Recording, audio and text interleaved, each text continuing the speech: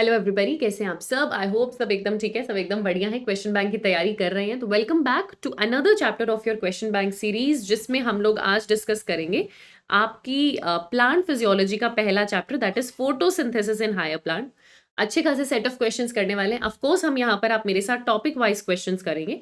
Topic wise question मतलब हम हर topic से रिलेटेड कुछ 5, 10, 15 क्वेश्चन, डिपेंडिंग कि कैसा क्वेश्चन पीवाईक्यूज में आया हुआ है, हम प्रैक्टिस करेंगे ताकि आपको पता चल जाए कौन सा टॉपिक स्ट्रांग है, कौन सा वीक है। जिस टॉपिक में ज्यादा गलतियां करो उसे अपना जो है रिचुअल निभाते हुए मिस्टेक नोटबुक में लिखो, ताकि पता चले कि गलती हो कहाँ रही है और उसको सही कहाँ से करना है, तभी तो गलती में सुधार आएगा। ठीक है, तो इसी के साथ मैं शुरू करी फोटोसिंथेसिस इन हायर प्लांट। जो पूरा चैप्टर आपको मिलता है इस बुक में, जो आप फंडाबॉक्स.in से खरीद सकते हो, उसमें एग्जाम ड्रिल भी रहता है, पीवाईक्यू भी रहता है, एग्जाम्पलर भी रहता है। उसके बाद किसी चीज की जरूरत ही नहीं पड़ती। तो वो कंप्लीट सेट है जिसमें पीवाईक्यू और एग्जाम्पलर और एग्जाम ड्रिल आप प्रैक्टिस कर सकते हैं। पीडीएफ्स भी हैं आपके पास, और अगर आप बुक लेते हैं तो आपको हार्ड कॉपी भी मिलेगा। हम यहाँ पर टॉपिक वाइज क्वेश्चन करने वाले हैं। ठीक है, तैयार है आप? तो फोटोसिंथेसिस इन हायर प्लांट में इंट्रोडक्शन करेंगे, टॉपिक वाइज क्वेश्चन करेंगे। पहला टॉपिक आता है व्हाट डू वी नो वाला। देखते हैं कैसे क्वेश्चन यहाँ पे हमसे पूछे। क्वेश्चन नंबर 1, तो क्या कह रहा है क्वेश्चन नंबर 1 हमको? इसमें से कौन सा फॉर्म ग्लूकोज का प्लांट्स में स्टोर होता है? मतलब प्लांट्स के अंदर ग्लूकोज किस फॉर्म में स्टोर होता है? स्टार्च। इजी है। प्लांट्स के अंदर ग्लूकोज किस फॉर्म में स्टोर होता है? स्टार्च। हमारे अंदर किस फॉर्म में स्टोर होता है? ग्लाइकोजन। चले आगे चले, क्वेश्चन नंबर 2। अच्छा बताना मुझे, स्टार्च जरा बनता कहाँ है? एक्चुअली आपका ग्लूकोज बना क्लोरोप्लास्ट के स्ट्रोमा में, तो जो आपका स्टार्च बनना होता है वो भी बनता है स्ट्रोमा में।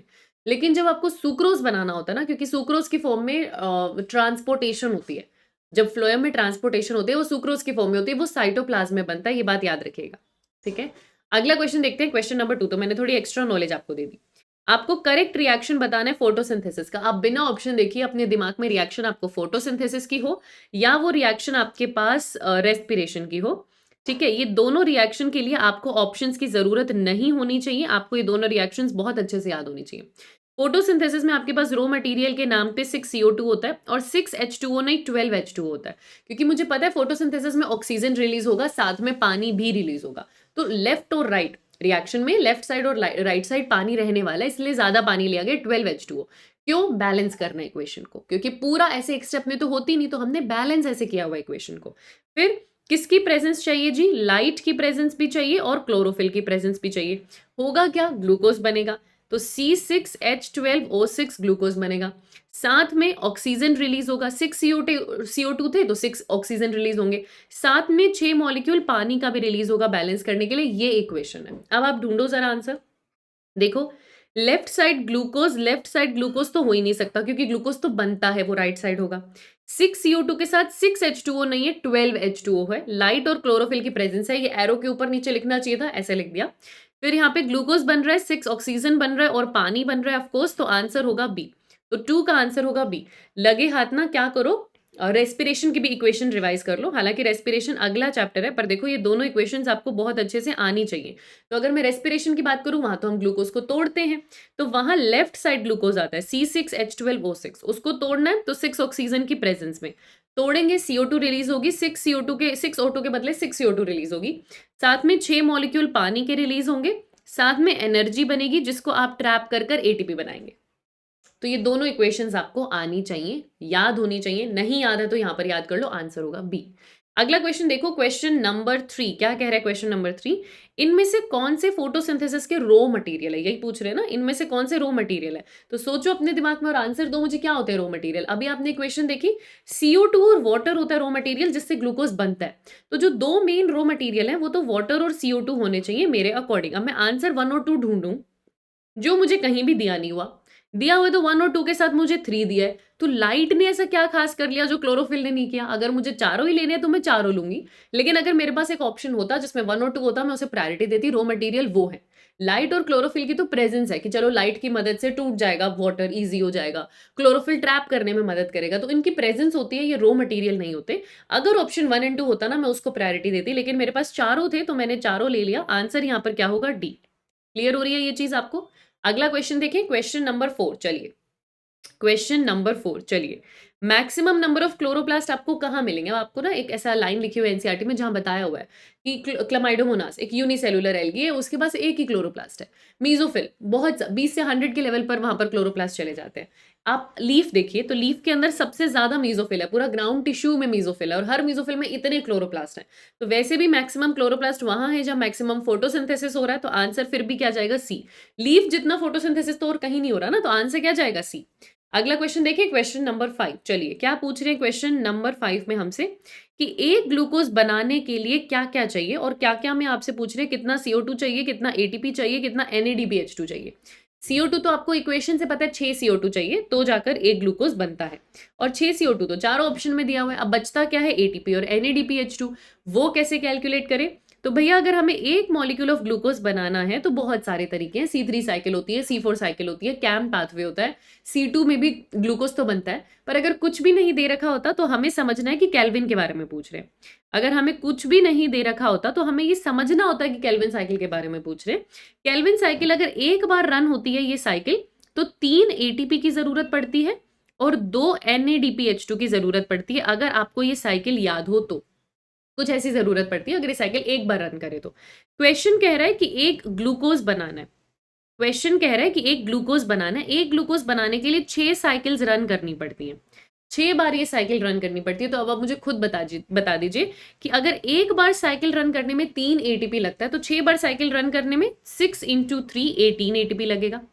एक बार साइकिल रन करने में 2 NADPH2 लगता है तो 6 बार साइकिल रन करने में 6 इंटू 2 12 NADPH2 लगेगा। हाँ या ना? ये बात अगर आपको याद है तो बहुत बढ़िया, नहीं याद है तो आप कैलकुलेट कर लीजिएगा। आंसर क्या आएगा? ए, क्योंकि आपको 18 ATP और 12 NADPH2 की जरूरत पड़ेगी। आंसर क्या होगा? ए। क्लियर है? अगला क्वेश्चन देखिए, क्वेश्चन नंबर 6। चलिए क्या कह रहे हैं क्वेश्चन नंबर 6, रीड कर लेते हैं। We are created by chloroplast. बहुत बड़ी बात बोली है कि हम सब क्लोरोप्लास्ट से बने हैं। आपसे पूछ रहे हैं कि ये स्टेटमेंट आपको क्या आइडिया देती है कि क्या सारी लाइफ फॉर्म के पास क्लोरोप्लास्ट है? ऐसा तो नहीं होता। प्लांट के पास होता है, यूग्लिना के पास होता है, कुछ बैक्टीरिया के पास क्लोरोप्लास्ट तो खैर नहीं होता, लेकिन हर किसी के पास कहाँ होता है क्लोरोप्लास्ट? नहीं होता। क्या सारी की सारी लाइफ फॉर्म फोटोसिंथेसिस पे डिपेंडेंट है? ये बात ठीक है, क्योंकि एकदम स्टार्टिंग में लाइन दी हुई है एनसीईआरटी में कि हम सारे, चाहे कोई भी एनिमल है, कुछ भी है लिविंग ऑर्गेनिज्म, डायरेक्टली या इनडायरेक्टली प्लांट पे डिपेंडेंट है। क्यों? क्योंकि हमारी पूरी धरती पे सोर्स ऑफ एनर्जी है सन। सन को ट्रैप करना आता है सिर्फ प्लांट को बाय द प्रोसेस फोटोसिंथेसिस। अगर प्लांट सनलाइट को ट्रैप कर कर खाना ना बनाए तो अगली लेवल, अगला ट्रॉफिक लेवल जो हर्बीवोर का होता है, उसके अगला ट्रॉफिक लेवल जो कार्निवर का होता है, वहां तक कभी भी एनर्जी पहुंच ही ना पाए। फूड चेन कैसे आगे से आगे एनर्जी को लेके जाए, है ना? तो जरूरत तो है हमें फोटोसिंथेसिस की। चाहे आप ऑटोट्रॉफिक हैं तो आप डायरेक्टली सनलाइट पे डिपेंडेंट हैं, अब आप हर्बीवोर है, कार्निवोर है, किसी ना किसी वे में आप प्लांट पे डिपेंडेंट है, फोटोसिंथेसिस पे डिपेंडेंट है अपनी एनर्जी के लिए। तो आंसर होगा बी। ठीक है, आंसर यहाँ पर क्या होगा? बी। ऐसा बिल्कुल भी नहीं है कि सारी की सारी लाइफ फॉर्म प्लांट होती है, नहीं। 5 किंगडम्स होती है, उसमें से सिर्फ एक प्लांट है। प्लांट इस धरती के पहले ऑर्गेनिज्म में ऐसा भी नहीं है। पहला तो आरएनए करके मॉलिक्यूल्स बने थे और जो पहला ऑर्गेनिज्म भी बना था वो एनारोबिक बैक्टीरिया था, प्लांट नहीं था। तो आंसर वैसे भी क्या होगा? बी। मैंने आपको ये भी बता दिया बाकी ऑप्शन गलत क्यों है। अगला क्वेश्चन देखो, क्वेश्चन नंबर 7। क्या कह रहे हैं क्वेश्चन नंबर 7 हमको? क्वेश्चन नंबर 7 हमको कह रहा है कि इसमें से कौन सा स्टेटमेंट ट्रू है फोटोसिंथेसिस के लिए। तो फोटोसिंथेसिस में किसका रिडक्शन और किसका ऑक्सीडेशन है? बेटा फोटोसिंथेसिस का अभी आपने वो इक्वेशन देखा था, तो जो CO2 है, अगर आपको सारे साइंटिस्ट के बारे में पता हो तो CO2 को रिड्यूस कर कर C6H12O6 यानी कि ग्लूकोज बनाया जाता है। ऐसा क्यों? देखो यहाँ पे कार्बन और ऑक्सीजन था, इसमें कार्बन, हाइड्रोजन और ऑक्सीजन है। तो CO2 से ग्लूकोज बनाने के लिए पक्का यहाँ पर हाइड्रोजन ऐड किया जाएगा, और जिस चीज में हाइड्रोजन ऐड होता है उसका रिडक्शन होता है। तो CO2 का रिडक्शन हुआ है। CO2 का रिडक्शन इस ऑप्शन में भी लिखा हुआ है, CO2 का रिडक्शन इस ऑप्शन में भी लिखा हुआ है। 2 ऑप्शन तो मैं हटा दूंगी। अब वो जो पानी का क्या हुआ? तो वैन नील ने बताया था कि पानी एक ऑक्सीडाइजेबल कंपाउंड है जिससे ऑक्सीजन रिलीज होता है। तो उन्होंने क्लियर की थी ये बात कि जो ऑक्सीजन रिलीज होता है फोटोसिंथेसिस में वो पानी से निकला है, वो CO2 से नहीं। तो यहाँ मुझे बताना, ऑक्सीजन भी है और हाइड्रोजन भी है, यहाँ सिर्फ ऑक्सीजन है, मतलब यहाँ पर हाइड्रोजन रिलीज हुई है, ऐड नहीं हुई है, रिलीज हुई है। तो एक कंपाउंड जिससे हाइड्रोजन रिलीज हुई है तो उसका ऑक्सीडेशन हुआ है, तो पानी का ऑक्सीडेशन हुआ है, इसीलिए ये ऑक्सीडो रिडक्टिव रिएक्शन होती है, रिडॉक्स होती है। CO2 का रिडक्शन होता है, पानी का ऑक्सीडेशन होता है। तो आंसर क्या होगा यहाँ पे? सी। आंसर क्या होगा यहाँ पे? सी। 7th का आंसर होगा सी। अगला क्वेश्चन देखिए, क्वेश्चन नंबर 8। आइए चलिए क्वेश्चन नंबर 8 रीड करते हैं। क्या कह रहे हैं क्वेश्चन नंबर 8 हमको? इसमें से कौन सा स्टेटमेंट फोटोसिंथेसिस के बारे में फॉल्स है? आपको गलत बताना है। जो इलेक्ट्रॉन कैरियर है, जो फोटोफॉस्फोराइलेशन में है, वो कहाँ लोकेटेड है? थाइलेकोइड मेम्ब्रेन पे। फोटोफॉस्फोराइलेशन किसका हिस्सा होता है? लाइट रिएक्शन का। लाइट रिएक्शन कहाँ चलती है? ग्रैना पे। ग्रैना का मतलब क्या? थाइलेकोइड में। उसमें भी कहाँ? थाइलेकोइड की मेम्ब्रेन में। तो अपने आप इलेक्ट्रॉन कैरियर भी कहाँ होते हैं? थाइलेकोइड की मेम्ब्रेन में। ये स्टेटमेंट करेक्ट है। फोटोसिंथेसिस एक रिडॉक्स प्रोसेस है, अभी आपने पिछले क्वेश्चन में देखा था। पानी का ऑक्सीडेशन होता है, कार्बन डाइऑक्साइड का रिडक्शन होता है, बिल्कुल करेक्ट स्टेटमेंट है। जो एंजाइम रिक्वायर्ड है कार्बन फिक्सेशन के लिए, कार्बन फिक्सेशन मतलब कार्बन रिडक्शन, किसकी बात कर रहे हैं? डार्क रिएक्शन की। किसकी बात कर रहे हैं? डार्क रिएक्शन की बात कर रहे हैं। तो कहां पर है डार्क रिएक्शन के एंजाइम? ग्रैना में है, ये गलत हो गया। डार्क रिएक्शन के एंजाइम तो स्ट्रोमा में होते हैं, क्योंकि डार्क रिएक्शन स्ट्रोमा में होती है, तो उसके एंजाइम ग्रैना में नहीं होंगे। गलत है ये, और यही आपसे पूछा है गलत क्या है। आंसर तो आपको मिल गया, पर हम सारे ऑप्शन रीड करेंगे। ग्रीन प्लांट्स में PS1 और PS2 दोनों चाहिए NADPH2 बनाने के लिए। जी हाँ, क्योंकि NADPH2 बनता है नॉन साइक्लिक फोटोफॉस्फोराइलेशन में, साइक्लिक में बनता नहीं। नॉन साइक्लिक फोटोफॉस्फोराइलेशन में ये बनता है, साइक्लिक में ये बनता नहीं। और नॉन साइक्लिक फोटोफॉस्फोराइलेशन में PS1 PS2 दोनों का इन्वॉल्वमेंट होता है, तो ये भी करेक्ट है। आंसर क्या होगा? सी। 8th का आंसर क्या होगा? सी। अगला क्वेश्चन देखो, क्वेश्चन नंबर 9 क्या कह रहा है? क्वेश्चन नंबर 9 देखो जरा। Photosynthesis and respiration are similar. अच्छा जी, तो हमारा फोटोसिंथेसिस का प्रोसेस और रेस्पिरेशन का प्रोसेस काफी सिमिलर है, ऐसा क्यों? यूकैरियोट में दोनों प्रोसेस एक स्पेशलाइज्ड ऑर्गेनल में होते हैं। देखो, दोनों सेम स्पेशलाइज्ड ऑर्गेनल में नहीं होते। एक क्लोरोप्लास्ट में हो रहा है। जब आप फोटोसिंथेसिस की बात करेंगे तो भैया ये जिस ऑर्गेनल में हो रहा है उसका नाम है क्लोरोप्लास्ट। आप रेस्पिरेशन की बात करेंगे तो ये जिस ऑर्गेनल में आप पढ़ते हैं दैट इज माइटोकॉन्ड्रिया, जो आप अगले चैप्टर में पढ़ेंगे। तो सेम स्पेशलाइज्ड ऑर्गेनल में नहीं हो रहे, ये इनकी सिमिलैरिटी नहीं है। एटीपी सिंथेसिस दोनों में आप केमियोस्मोटिक थ्योरी से एक्सप्लेन कर सकते हो। हाँ, दोनों में प्रोटॉन ग्रेडियंट बनता है, वो हाई टू लो जाता है, ग्रेडियंट ब्रेक होता है, अक्रॉस अ मेम्ब्रेन ग्रेडियंट बनाया जाता है, प्रोटॉन पंप कर करके बनाया जाता है, और जब वो ब्रेक होता है तो F0 पार्टिकल में से निकलते हैं प्रोटॉन, F1 रोटेट करता है, एटीपी बनता है। ये कॉन्सेप्ट दोनों में एकदम सेम है। दोनों में एक इलेक्ट्रॉन ट्रांसपोर्ट चेन चलती है, और उस इलेक्ट्रॉन ट्रांसपोर्ट चेन के चलते हुए प्रोटॉन का ग्रेडियंट बनता है। ये बात भी दोनों में सेम है। बस फोटोसिंथेसिस में इलेक्ट्रॉन ट्रांसपोर्ट चेन थाइलेकोइड की मेम्ब्रेन में चल रही है, और रेस्पिरेशन में इलेक्ट्रॉन ट्रांसपोर्ट की चेन इनर माइटोकॉन्ड्रियल मेम्ब्रेन में चल रही है, पर दोनों यूज करते हैं ATS को, ये बात ठीक है। तो 2 और 3 करेक्ट है, आंसर बी होगा। 2 और 3 करेक्ट है, आंसर बी होगा। अगला क्वेश्चन देखो, क्वेश्चन 10 जिसके साथ आप एंट्री ले रहे हो अर्ली एक्सपेरिमेंट्स में। अर्ली एक्सपेरिमेंट मतलब सबसे पहले जोसेफ प्रिस्ली जिनका बेल जार एक्सपेरिमेंट, फिर जैन इंजनहाउस जिन्होंने इनकी कॉपी करी थी, फिर जूलियस वॉन सैश जिन्होंने आपको एक special organelle chloroplast, chlorophyll, glucose ये सब बताया। फिर आए एंगलमैन जिन्होंने आपको क्लेडोफोरा और एरोबिक एक्सपेरिमेंट से पहला एक्शन स्पेक्ट्रम दिया था। फिर आए वैन नील जिन्होंने आपको बताया था कि पानी से ऑक्सीजन रिलीज होता है। तो ये 5 महान साइंटिस्ट की बात होती है अर्ली एक्सपेरिमेंट में। देखते हैं क्या क्या क्वेश्चन हमसे पूछे गए हैं। तो this is your question number 10, है ना। क्वेश्चन नंबर 10 मुझे क्या कह रहा है? The 2 pigment system theory of photosynthesis was proposed by, not in NCERT. अब मुझे पता है this is not in NCERT, but कुछ कुछ चीजें plant physiology, animal physiology and genetics में ऐसी हैं जो आपको याद करनी होती हैं, जैसे कि ये। अगर आपने पढ़ा है नोट्स में तो बहुत ही बढ़िया, नहीं पढ़ा है तो यहाँ पर देख लो क्या बोल रहे हैं। 2 पिगमेंट थ्योरी, ये एक थ्योरी थी, एक हाइपोथेसिस थी जो एमर्सन नाम के साइंटिस्ट ने दी थी। इसको बोलते हैं एमर्सन्स एनहांसमेंट इफेक्ट। इसको बोलते हैं एमर्सन्स एनहांसमेंट इफेक्ट।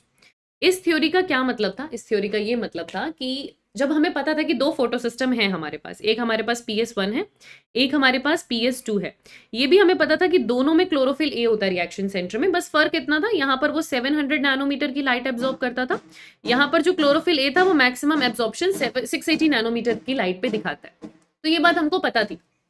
अब एमर्सन ने कहा, जब उन्होंने एक्शन स्पेक्ट्रम देखा तो उन्होंने कहा कि चलो समझ में आता है कि ब्लू लाइट की पीक थोड़ी सी ऊंची है, मैक्सिमम फोटोसिंथेसिस वहां है, लेकिन मोस्ट एफिशिएंट फोटोसिंथेसिस रेड के पास दिखाई देता है। क्यों? तो उनका ये कहना था कि एनहांसमेंट हो जाता है फोटोसिंथेसिस में। या कभी कोई आपसे पूछे कि मोस्ट एफिशिएंट फोटोसिंथेसिस कहाँ हो रहा है जी, तो most efficient photosynthesis red light में होता है, क्योंकि रेड लाइट में दोनों फोटो सिस्टम एक्टिव होते हैं, which is your photo system 1 and 2। तो दोनों पिगमेंट सिस्टम जब एक्टिव होते हैं तो फोटोसिंथेसिस की एफिशिएंसी बढ़ जाती है, क्योंकि 680 नैनोमीटर हो या 700 नैनोमीटर हो, बेटा कौन सी लाइट है तो रेड लाइट ही ना, है तो रेड लाइट ही। अब एक रेड है, एक थोड़ा सा फार रेड में आप चले गए, इंफ्रारेड में अभी नहीं गए, रेड और फार रेड में आप थोड़ा सा चले गए, या कह लो नियर रेड और रेड में आप हो, उस रेंज में हो, नियर रेड और रेड की रेंज में चल रहे हो रेड की रेंज में।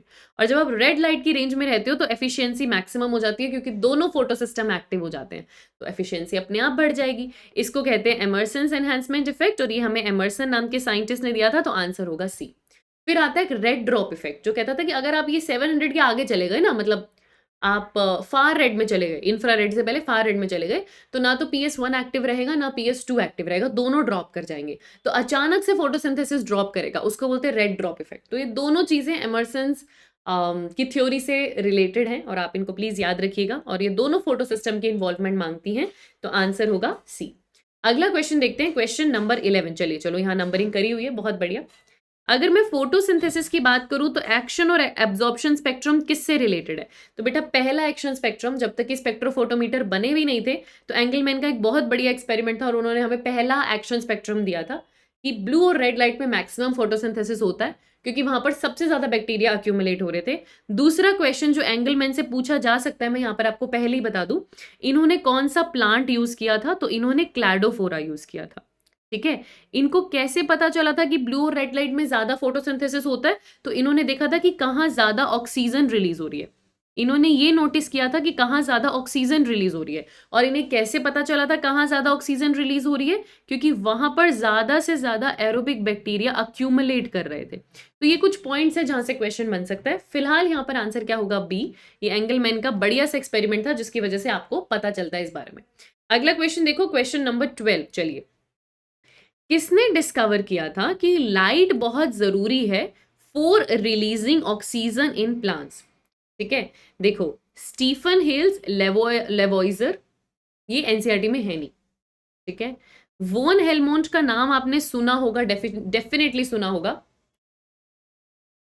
वो भी आपने इस चैप्टर में नहीं सुना होगा, वो आपने सुना है बायोडाइवर्सिटी एंड कंजर्वेशन में, वहां पर भी वोन हमबोल्ट, एक्चुअली वो हम बोल्ट है, याद आया कुछ कुछ। इन्होंने स्पीशीज एरिया रिलेशनशिप का कर्व दिया था, इन्होंने स्पीशीज एरिया रिलेशनशिप का कर्व दिया था, जो कि रेक्टेंगुलर हाइपरबोला बना था। ये आप इकोलॉजी में पढ़ते हो, ठीक है। तो वैसे भी एनसीईआरटी के अकॉर्डिंग सीधा आंसर सी चला जाएगा, क्योंकि बाकी तो आप पढ़ते भी नहीं हो। दूसरा, जब प्रिस्ली ने बता दिया था ना 1774 में ऑक्सीजन की डिस्कवरी हो गई थी, और उन्होंने बता दिया था मिंट प्लांट यूज करके कि ऑक्सीजन रिलीज होती है, same experiment Jain engine house ने किया। एक बार लाइट में रखा, एक बार बिना लाइट के रखा। जब बिना लाइट के रखा था तो वापस से चूहा मर गया था, तो इन्होंने बताया था लाइट भी जरूरी है, और ये जैन इंजन हाउस का एक्सपेरिमेंट है, आंसर होगा सी। ठीक है, अगला क्वेश्चन देखिए, क्वेश्चन नंबर 13। चलिए, क्या कह रहे हैं क्वेश्चन 13 हमको? Absorption spectrum of chlorophyll A and action spectrum of photosynthesis is identical. जब आपने अलग अलग पिगमेंट्स के लिए एब्जॉर्प्शन स्पेक्ट्रम निकाला, फिर एक्शन स्पेक्ट्रम निकाला, क्लोरोफिल ए का एब्सॉर्प्शन स्पेक्ट्रम और जो फोटोसिंथेसिस का एक्शन स्पेक्ट्रम है वो सुपर इम्पोज कर गया था, जो तीसरा ग्राफ बना हुआ है एनसीईआरटी में। क्यों ऐसा क्यों हुआ था? क्योंकि जो क्लोरोफिल ए है वो मैक्सिमम लाइट एब्जॉर्ब करती है, वो मिनिमम लाइट एब्जॉर्ब करती है, वो रेड और ब्लू लाइट एब्जॉर्ब करती है, वो रेड और ब्लू लाइट एब्जॉर्ब करती है। क्लोरोफिल ए सबसे ज्यादा रेड और ब्लू लाइट ही एब्जॉर्ब कर रही थी, और रेड और ब्लू लाइट में ही सबसे ज्यादा फोटोसिंथेसिस था, इसीलिए वो दोनों ग्राफ कोइंसाइड कर गए थे, सुपर इम्पोज हो पाए थे, और वहां से हमें पता चला था कि जो मेन पिगमेंट रिस्पॉन्सिबल है फोटोसिंथेसिस करने के लिए वो क्लोरोफिल ए है। तो आंसर क्या होगा? सी। अगला क्वेश्चन देखें, क्वेश्चन नंबर 14। चलिए, अगर मैं C4 पाथवे की बात करूं, जिसे हैच एंड स्लैक पाथवे भी कहते हैं CO2 फिक्सेशन के लिए, तो ये किसने दिया था? ये हैच एंड स्लैक और उनके जो साइंटिस्ट ग्रुप था उन्होंने दिया था, तभी तो इस पाथवे का नाम HSK हैच एंड स्लैक पड़ गया। आंसर क्या हो गया? डी। 14th का आंसर क्या हो गया? डी। अगला क्वेश्चन देखिए, क्वेश्चन नंबर 15। चलिए, क्या कह रहे हैं question 15? PGA which is phosphoglyceric acid, actually इसका पूरा नाम है 3PGA। 3PGA is 3-फोस्फोग्लिसरिक acid. ये आप केल्विन साइकिल में भी पढ़ते हैं, और ये आप आगे रेस्पिरेशन वाले चैप्टर में भी पढ़ेंगे। तो जब आप PGA सुने ना, दिमाग में याद रखना, ये रेस्पिरेशन का भी क्वेश्चन हो सकता है, फोटोसिंथेसिस का भी हो सकता है, लेकिन जस्ट इसके बाद लिखा है ये पहला CO2 फिक्सेशन प्रोडक्ट है, मतलब ये फोटोसिंथेसिस का क्वेश्चन है। ऐसे सोचना होगा बेटा दिमाग में। अभी तो आपको पता है आप फोटोसिंथेसिस के क्वेश्चन कर रहे हो, जब नीट में आएगा तो चैप्टर्स तो मिक्स होंगे, तो दिमाग में रखो कि पहचानूंगा कैसे या पहचानूंगी कैसे। तो इन्होंने बोल दिया कि अच्छा ये फर्स्ट CO2 फिक्सेशन प्रोडक्ट है, मतलब फोटोसिंथेसिस की बात हो रही है, क्योंकि केल्विन साइकिल में जो पहला फिक्सेशन प्रोडक्ट बनता है वो 2 मॉलिक्यूल 3PGA के बनते हैं। Was discovered in the photosynthesis of, तो ये भैया केल्विन साइकिल का पहला स्टेप है, ये केल्विन साइकिल का पहला स्टेप है। केल्विन साइकिल में ये चीज डिस्कवर कर पाना कि अच्छा फिर ये हुआ होगा, CO2 जुड़ा होगा RUBP से, फिर ये बना होगा, तो पूरी की पूरी केल्विन साइकिल ट्रेस करी। किसने करी थी? जिसने हमें पूरी ये सब कुछ सिखाया है, मेल्विन केल्विन साइंटिस्ट का नाम है, जिन्होंने हमें बताया अच्छा पहले ऐसा हुआ था, फिर ऐसे हुआ था, पूरे पूरे स्टेप्स बताए थे। इन्होंने ये काम किया था क्लोरोफाइसी पे। इन्होंने एक्चुअली फोटोसिंथेसिस की स्टडी करी थी क्लोरोफाइसी पे, which is your green alga. इन्होंने 2 एल्गी लिए थे, एक इन्होंने लिया था क्लैडोफोरा, ठीक है, दूसरा इन्होंने लिया था सेनेडेस्मस, और ये आपको PYQ में मिल जाएगा। इनके अंदर इन्होंने रेडियो एक्टिव कार्बन का यूज कर कर पूरे कार्बन को ट्रेस किया था कि अच्छा फिर कार्बन यहाँ जाता है वहां जाता है, तो हमें ये बता पाना कि CO2 फिक्सेशन प्रोडक्ट में PGA बना होगा, ये मेल्विन केल्विन ने किया था। और ये किसके अंदर फोटोसिंथेसिस स्टडी कर रहे थे? ग्रीन एल्गी के अंदर। तो आंसर क्या होगा? डी। ठीक है, अगला क्वेश्चन देखिए, क्वेश्चन नंबर 16। चलिए याद रखेंगे, अब एक्स्ट्रा इन्फॉर्मेशन भी मिल गई। क्वेश्चन नंबर 16 मुझे क्या बोल रहे हैं? करेक्ट सीक्वेंस बताना है रेट ऑफ फोटोसिंथेसिस का अलग अलग लाइट में। सबसे ज्यादा फोटोसिंथेसिस, अच्छा रेड भी है, ब्लू भी है, ग्रीन भी है। अगेन अगेन मैं जानती हूं ये बात कि अगर मैं पीक की बात करूं तो रेट ऑफ फोटोसिंथेसिस ब्लू की पीक थोड़ी सी ऊंची जाती है, ब्लू की पीक थोड़ी सी ऊंची जाती है, फिर रेड होता है, सबसे कम ग्रीन। पहले तो वो ऑप्शन ढूंढो जिसमें ग्रीन सबसे कम हो, क्योंकि ग्रीन रिफ्लेक्ट हो रहा है, ग्रीन एब्जॉर्ब ही नहीं हो रहा। लीफ का कलर ग्रीन है तो ग्रीन तो रिफ्लेक्ट हो रहा है, वो तो एब्जॉर्ब ही नहीं हो रहा। तो इन दोनों को हटाओ, क्योंकि मुझे पता है ग्रीन सबसे कम होना चाहिए। अब ब्लू और रेड में कौन ज्यादा? टेक्निकली मैं जानती हूँ कि हाई रेट ब्लू में होता है, लेकिन मोस्ट एफिशिएंट रेड में होता है। तो जब भी कभी सीक्वेंस या रेट ऑफ फोटोसिंथेसिस की बात होती है ना, रेड को प्रायोरिटी दी जाती है, रेड को प्रायोरिटी दी जाती है। और आंसर यहाँ पर क्या होगा? ए। इसलिए आंसर यहाँ पर क्या होगा? ए। तो याद रखिएगा, ऑल दो पीक थोड़ी सी ब्लू की ऊंची है, पर रेड को प्रायोरिटी देनी है एमर्सन्स एनहांसमेंट इफेक्ट की वजह से, और रेड में ज्यादा, उससे कम ब्लू और सबसे कम ग्रीन, इसीलिए आंसर हो जाएगा ए। ठीक है, अगला क्वेश्चन देखो, question number 17। In which of the following oxygen does not evolve during photosynthesis? अच्छा जी, देखते हैं जरा। Photosynthetic red algae, photosynthetic green algae, photosynthetic blue green algae, photosynthetic bacteria. याद है आपको वैन नील का एक्सपेरिमेंट, जिन्होंने फोटोसिंथेटिक बैक्टीरियाज पर काम करते थे वो? तो फोटोसिंथेटिक हर बैक्टीरिया जरूरी नहीं है कि वो पानी का ऑक्सीडेशन करता है। ऑक्सीजन रिलीज करने के लिए वाटर का ऑक्सीडेशन होना जरूरी है।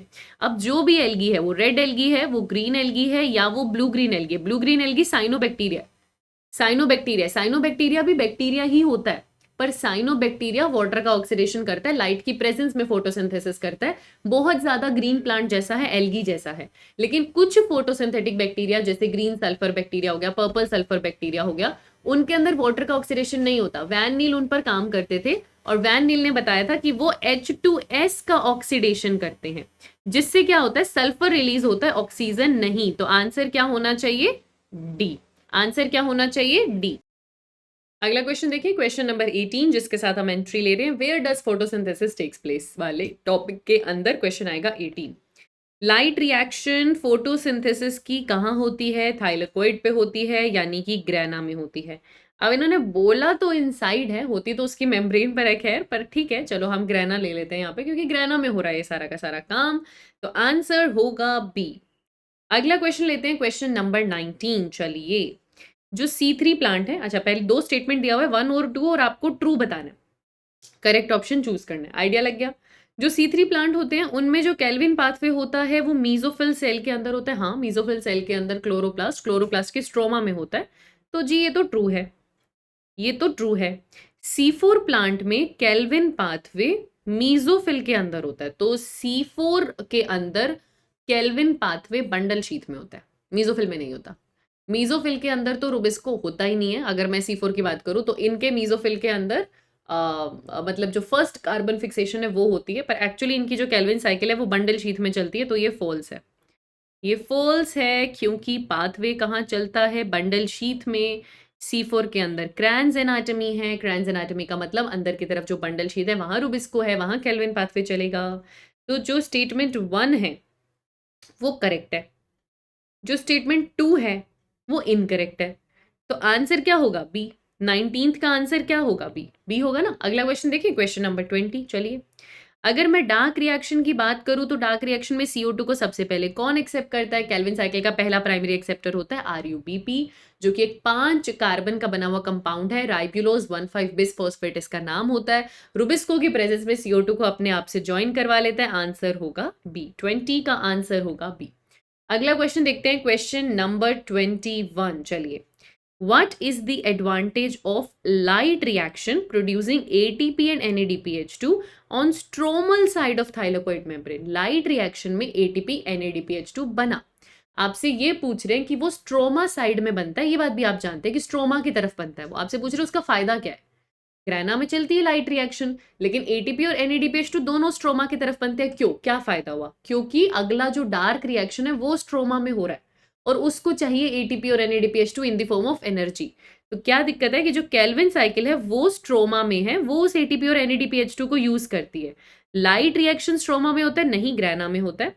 डार्क रिएक्शन ग्रैना में होता है, नहीं स्ट्रोमा में होता है। CO2 स्ट्रोमा में बनता है, नहीं, CO2 तो हवा से आया है, स्ट्रोमा में तो वो आगे फिक्स होता है और ग्लूकोज बनता है। तो आंसर वैसे भी क्या हो जाएगा, ए, पर आप बिना ऑप्शंस देखे भी यहां पर बता सकते थे, आंसर होगा ए। अगला क्वेश्चन देखें 22। चलिए, the enzymatic reaction incorporate CO2 into the plants leading to the synthesis of sugar, इसी को हम क्या कहते हैं, डार्क रिएक्शन। यही तो क्या है डार्क रिएक्शन की भैया, CO2 से शुगर बना लेनी है। डार्क रिएक्शन कहाँ होती है, स्ट्रोमा में होती है, ना तो स्ट्रोमा लेमिली में होती है ना ग्रैना में होती है। स्ट्रोमा लेमिली भी एक तरीके का ग्रैना ही है, बस नॉन अप्रेस्ड वाला हिस्सा है। अगर ये एक थाइलेकोइड, ये दूसरी थाइलेकोइड, मैं ऐसे एक थाइलेकोइड बना दूं, फिर ये थाइलेकोइड, ये थाइलेकोइड, तो जो पाइल में है वो ग्रैना है, जो पाइल में नहीं है वो स्ट्रोमा लेमिली है, लेकिन है तो वो भी एक थाइलेकोइड ही ना बेटा। आप जानते हैं ना स्ट्रोमा लेमिली क्या होती है, तो आंसर क्या होगा, स्ट्रोमा, क्योंकि डार्क रिएक्शन कहाँ हो रहा है, स्ट्रोमा में। आंसर क्या होगा, ए। अगला क्वेश्चन देखें, क्वेश्चन नंबर 23 देखते हैं। चलिए, फोटोसिंथेसिस में जो एनर्जी लाइट रिएक्शन से आई वो डार्क रिएक्शन को ट्रांसफर हो गई, किस फॉर्म में? दो फॉर्म होती है, एक एटीपी एक NADPH2, उसमें से एटीपी दे रखी है तो आंसर होगा बी। दोनों फॉर्म में ट्रेवल करती है वो, एटीपी और NADPH2 दोनों के फॉर्म में, यहाँ एक दे रखी है तो आंसर होगा बी। अगला क्वेश्चन देखते हैं, क्वेश्चन नंबर 24। अगर मैं क्लोरोप्लास्ट के ग्रैना की बात करूं जहां लाइट रिएक्शन होता है, तो वहां एटीपी, एडीपी और इनऑर्गेनिक फॉस्फेट जुड़ता है, एटीपी बनता है दिन के दौरान। इसे क्या कहते हैं, लाइट रिएक्शन में एटीपी बनना। लाइट मतलब फोटो, लाइट की प्रेजेंस में एटीपी बनना, फोटो फोस्फोराइलेशन, ये मैंने आपको सिखाया हुआ है बहुत अच्छे से। अगर आप नोट्स देखेंगे फोटोसिंथेसिस के, तो 3 तरीके की फोटोफॉस्फोराइलेशन होती है। सबसे पहली ऑक्सीडेटिव फोटोफॉस्फोराइलेशन, ये है कि ETS में ऑक्सीडेशन रिडक्शन से बनना, ये रेस्पिरेशन में होता है इनर माइटोकॉन्ड्रियल मेम्ब्रेन पे। एक होती है SLP, जिसको बोलते हैं सबस्ट्रेट लेवल फोटोफॉस्फोराइलेशन या सबस्ट्रेट लेवल फॉस्फोराइलेशन, जिसमें एक रिएक्शन हुई, सबस्ट्रेट प्रोडक्ट में गया और वहीं एटीपी बना। ऐसा आप देखोगे रेस्पिरेशन में होता हुआ, ग्लाइकोलिसिस में भी ऐसा होता हुआ देखोगे, और आगे क्रेब साइकिल पढ़ोगे उसमें भी ऐसा होता हुआ देखोगे। फोटोफॉस्फोराइलेशन का मतलब होता है लाइट की प्रेजेंस में बनना, तो जब भी आपसे लाइट रिएक्शन पूछे उसका आंसर होगा बी। और डीफॉस्फोराइलेशन का मतलब होता है फॉस्फेट का निकलना, तो वो तो वैसे भी उसमें एटीपी बनता ही नहीं, तो आंसर क्या होगा 24 का बी। अगला क्वेश्चन देखते हैं, क्वेश्चन नंबर 25। चलिए, क्या कह रहा है क्वेश्चन 25, डार्क रिएक्शन में जो RUBP वापस रीजेनरेट होता है उसमें कितने एटीपी की जरूरत पड़ती है, एक। 3 स्टेप में डार्क रिएक्शन होती है। पहला स्टेप होता है कार्बोक्सिलेशन या CO2 फिक्सेशन। कार्बोक्सिलेशन में कोई एटीपी की जरूरत नहीं पड़ती। फिर दूसरा स्टेप होता है जिसको बोलते हैं रिडक्शन। उस रिडक्शन के स्टेप में 3PGA 3PGAL में कन्वर्ट हो रहा होता है, तो वो दो मॉलिक्यूल होते हैं ना, तो आपको 2 एटीपी की जरूरत पड़ती है और 2 ही NADPH2 की जरूरत पड़ती है। तीसरा स्टेप होता है रीजेनरेशन, जिसमें आपका RUBP रीजेनरेट हो रहा होता है और उसमें आपके पास 2 मॉलिक्यूल होते हैं PGA के, जिससे एक मॉलिक्यूल बनाना होता है RUBP का, लेकिन एक RUBP बनाने के लिए एक ही ATP की जरूरत पड़ती है, तो आंसर होगा बी। ठीक है, 25 का आंसर होगा बी। इसी बहाने आप कॉन्सेप्ट भी रिवाइज करते चलो। अगला क्वेश्चन देखते हैं, क्वेश्चन नंबर 26। चलिए, अगर मैं बात करूं स्ट्रोमा की, क्लोरोप्लास्ट में, हायर प्लांट में, तो स्ट्रोमा में क्या होता है, डार्क रिएक्शन। डार्क रिएक्शन को मैं क्या बोलती हूँ, लाइट इंडिपेंडेंट रिएक्शन। उसके एंजाइम्स होंगे। लाइट डिपेंडेंट रिएक्शन के एंजाइम होंगे नहीं, ये तो लाइट रिएक्शन है। क्या स्ट्रोमा में, हायर प्लांट्स के स्ट्रोमा में राइबोसोम होता है, ठीक है। क्या स्ट्रोमा में क्लोरोफिल होता है? क्लोरोफिल नहीं होता, वो थाइलाकोइड की मेम्ब्रेन पर होता है। वो तो थाइलाकोइड की मेम्ब्रेन पर होता है, मतलब वो तो ग्रैना में होता है, एक ही बात है। क्या राइबोसोम होते हैं स्ट्रोमा में? बिल्कुल होते हैं। क्या लाइट इंडिपेंडेंट रिएक्शन यानी कि डार्क रिएक्शन के एंजाइम होते हैं? वो भी होते हैं। ए भी करेक्ट है, सी भी करेक्ट है। ए भी करेक्ट है और सी भी करेक्ट है। क्या किया जाए, क्या किया जाए बताओ। अब देखो इन्होंने स्पेसिफिकली स्ट्रोमा बोला है, हम फोटोसिंथेसिस पढ़ रहे हैं। स्ट्रोमा मतलब डार्क रिएक्शन, डार्क रिएक्शन मतलब लाइट इंडिपेंडेंट रिएक्शन, उसके एंजाइम है, तो ए को मुझे प्रायोरिटी देनी पड़ेगी। पर स्ट्रोमा में बेटा राइबोसोम भी होते हैं, ऐसा कुछ नहीं है कि इनके स्ट्रोमा में राइबोसोम नहीं है, 70s टाइप के हैं, पर बिल्कुल हैं। पर एनीवे मैं यहाँ पर आंसर ए लिख रही हूँ, हैं दोनों ही करेक्ट, हैं दोनों ही करेक्ट। ठीक है, cell the unit of life पढ़ते हो ना, पता है आपको राइबोसोम भी होते हैं, राइट। तो आंसर क्या होगा, ए। अगला क्वेश्चन देखते हैं, क्वेश्चन नंबर 27। चलिए, chloroplast without grana are known to occur in, ऐसे क्लोरोप्लास्ट जहां ग्रेना नहीं है, मतलब वहां लाइट रिएक्शन नहीं हो रही, इसका मतलब वहां लाइट रिएक्शन नहीं हो रही। तो आपको क्या लगता है कि कहां पर ग्रेना कम है, या तो वहां पर लाइट रिएक्शन नहीं हो रही, या फिर वहां पर स्ट्रोमा ज्यादा चाहिए। देखो इसके दो रीजन है, और ये पढ़ाते हैं हम, जब नोट्स बनवाते हैं तब आपको पढ़ाते हैं। एक्चुअली ये चीज पहली बात C3 में नहीं मिलेगी, C3 में तो सब एक जैसे क्लोरोप्लास्ट होते हैं, तो C3 तो हटाओ जहां जहां ऑप्शन में, ऑल भी हटाओ, क्योंकि ये कैरेक्टरिस्टिक फीचर है C4 का, ये जो है ये कैरेक्टरिस्टिक फीचर है C4 का। ऐसा क्यों, क्योंकि C4 के अंदर अगर मैं बोलूं भैया कि ये मेरा जो है वेस्क्यूलर बंडल है ना, इसके बाहर आप जानते हो एकदम ऐसे एकदम थिक वोल्ड कुछ सेल्स प्रेजेंट है, जिन्हें मैं बोलती हूँ बंडल शीट सेल्स। एकदम थिक थिक वॉल के सेल्स यहाँ पर प्रेजेंट हैं, जिनको हम लोग बोलते हैं क्या, बंडल शीट सेल्स। ठीक है, और बंडल शीट सेल्स के, चलो ये न्यूक्लियस बना दिए, बंडल शीट सेल्स के जस्ट बाहर, बंडल शीट सेल्स के जस्ट बाहर, स्क्रीन चली गई, आ गई। ठीक है, तो बंडल शीट सेल्स के जस्ट बाहर, उसे भी नहीं अच्छा लगा था कि मैं इतना मोटा मीजोफिल बना रही हूँ, एकदम पूरा रिंग में मीजोफिल होता है, और बहुत सारी लेयर्स में होता है। ठीक है, कुछ एक दो लेयर में बंडल शीट भी होता है, फिर मल्टीपल लेयर में मीजोफिल होता है, ये आपकी क्रैन्स एनाटॉमी होती है ऐसे, बढ़िया। ठीक है, अब क्या है C4 प्लांट के अंदर, फिक्स होता है, उनके अंदर एकदम जो है कैटेगरी बढ़िया तरीके से फिक्स है कि यहाँ पर जो है लाइट रिएक्शन होगा, क्योंकि ये जो है लाइट के डायरेक्ट प्रेजेंस में भी आएगा, यहाँ लाइट रिएक्शन होगा। ठीक है, तो यहाँ पर ऑक्सीजन निकलेगी, लाइट रिएक्शन होगा तो फोटो स्प्लिट करेगा, ऑक्सीजन आएगी। अब ऑक्सीजन आएगी तो रुबिस्को ऑक्सीजन पकड़ने की कोशिश करेगा, तो इसलिए इन्होंने यहाँ रुबिस्को रखा ही नहीं, यहाँ पर सिर्फ और सिर्फ पेप्केज रखा कि भैया रुबिस्को यहाँ रखने का हम टेंशन ही नहीं लेंगे, रिस्क ही नहीं लेंगे बाबा, अंदर तक इतनी लाइट आएगी नहीं, अंदर तक उतना लाइट रिएक्शन होगा नहीं, तो अंदर इन्होंने रखा हुआ है रुबिस्को, कि जितना भी काम हमें रुबिस्को से करवाना है, केल्विन साइकिल का कह लो, या फिर मैं ये कह दूं कि डार्क रिएक्शन करने का, केल्विन साइकिल का डार्क रिएक्शन करने का, उसको उन्होंने अंदर रखा हुआ है। ठीक है, क्लोरोप्लास्ट विदाउट ग्रेना, अब सारी की सारी जिम्मेदारी डार्क रिएक्शन कर कर ग्लूकोज बनाने की किस पर आ गई, बंडल शीट पर आ गई।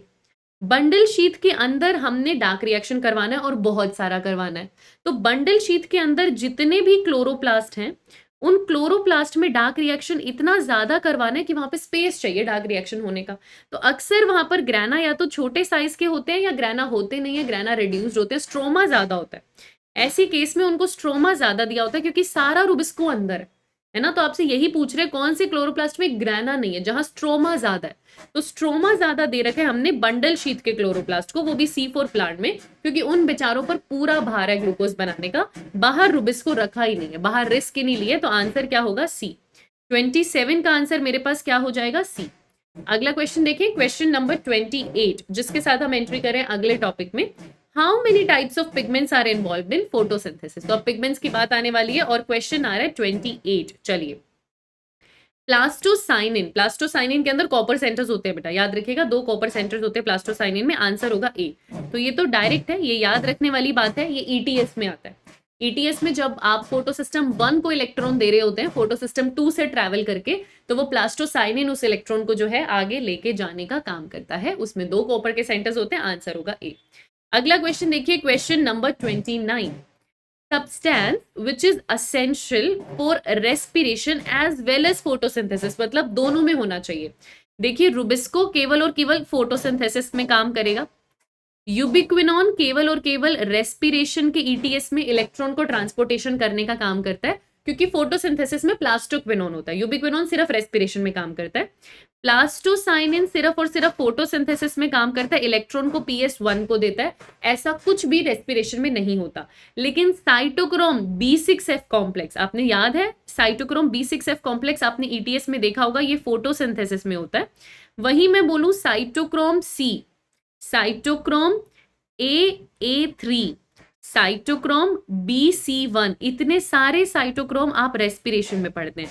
तो साइटोक्रोम एक ऐसी चीज है जो रेस्पिरेशन में भी है और फोटोसिंथेसिस में भी है, तो आंसर क्या होगा बेटा? ए।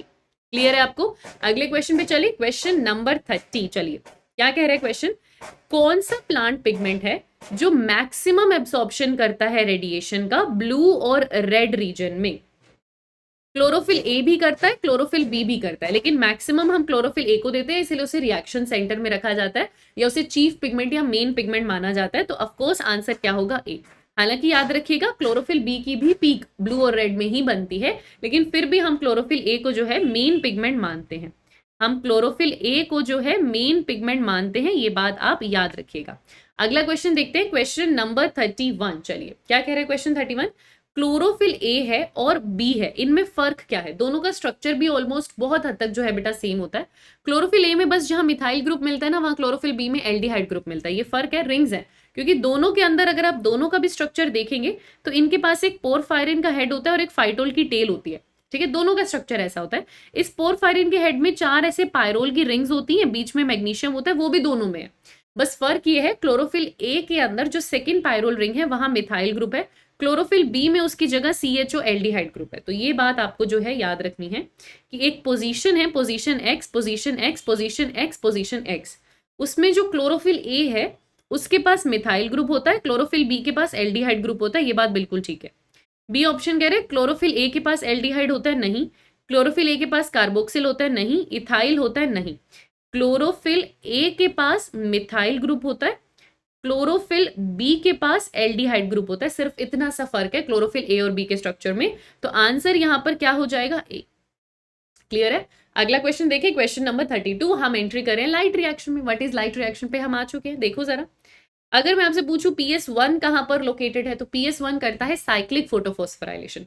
साइक्लिक फोटोफॉस्फोराइलेशन होती है नॉन अप्रेस्ड रीजन में। तो जो भी नॉन अप्रेस्ड रीजन है ग्राना थाइलाकोइड का, जैसे कि स्ट्रोमा थाइलाकोइड, स्ट्रोमा थाइलाकोइड एक नॉन अप्रेस्ड रीजन ही है। तो ए भी करेक्ट है, बी भी करेक्ट है, आंसर होगा डी। याद रखिएगा नॉन अप्रेस्ड रीजन हमें ढूंढना था, स्ट्रोमल थाइलाकोइड नॉन अप्रेस्ड ही है, इसीलिए आंसर हो जाएगा डी। अगला क्वेश्चन देखते हैं, question number 33। Light harvesting complex यानी कि LHC की बात हो रही है। स्क्रीन को वापस आने दीजिए, आ गई है। तो यहाँ पर हम क्या कर रहे हैं, ये होता है बेटा फोटो सिस्टम्स में। फोटो सिस्टम का डायग्राम कुछ ऐसे बनाया जाता है कि हर फोटो सिस्टम के पास अपना एक रिएक्शन सेंटर है, अपना एक रिएक्शन सेंटर है जहां पर उसका चीफ पिगमेंट होता है। चीफ पिगमेंट यानी कि क्लोरोफिल ए होता है। ठीक है, बची हुई चीफ पिगमेंट यानी कि क्लोरोफिल ए होता है। बची हुई जगह में बहुत सारे पिगमेंट इन्होंने फिक्स किए होते हैं, जिसमें क्लोरोफिल बी है, कैरेटिनॉइड्स है, थाइलोकोइड है, पूरा का पूरा भरा हुआ है।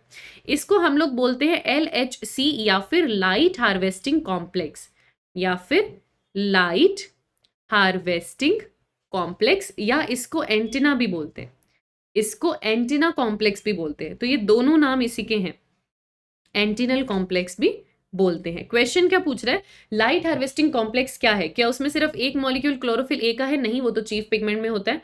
क्या उसमें very few molecules chlorophyll A के हैं? नहीं, क्लोरोफिल ए चीफ पिगमेंट होता है। इसमें बहुत सारे पिगमेंट्स हैं जो कि प्रोटीन से जुड़े हुए हैं। क्या इसमें chlorophyll a, chlorophyll C, protein और DNA है? नहीं, इसमें बहुत सारे पिगमेंट्स हैं जो प्रोटीन से जुड़े हुए हैं, लेकिन क्लोरोफिल ए नहीं होता इसमें। तो आंसर क्या होगा? सी।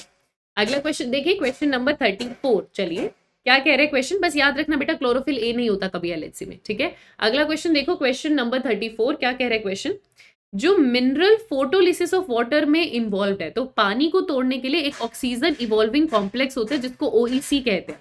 ठीक है, पानी को तोड़ने वाले कॉम्प्लेक्स को ऑक्सीजन इवॉल्विंग कॉम्प्लेक्स कहते हैं। ये oxygen evolving complex inner side of thylakoid membrane पर होता है। इसकी पोजीशन से भी बहुत क्वेश्चन पूछे जाते हैं।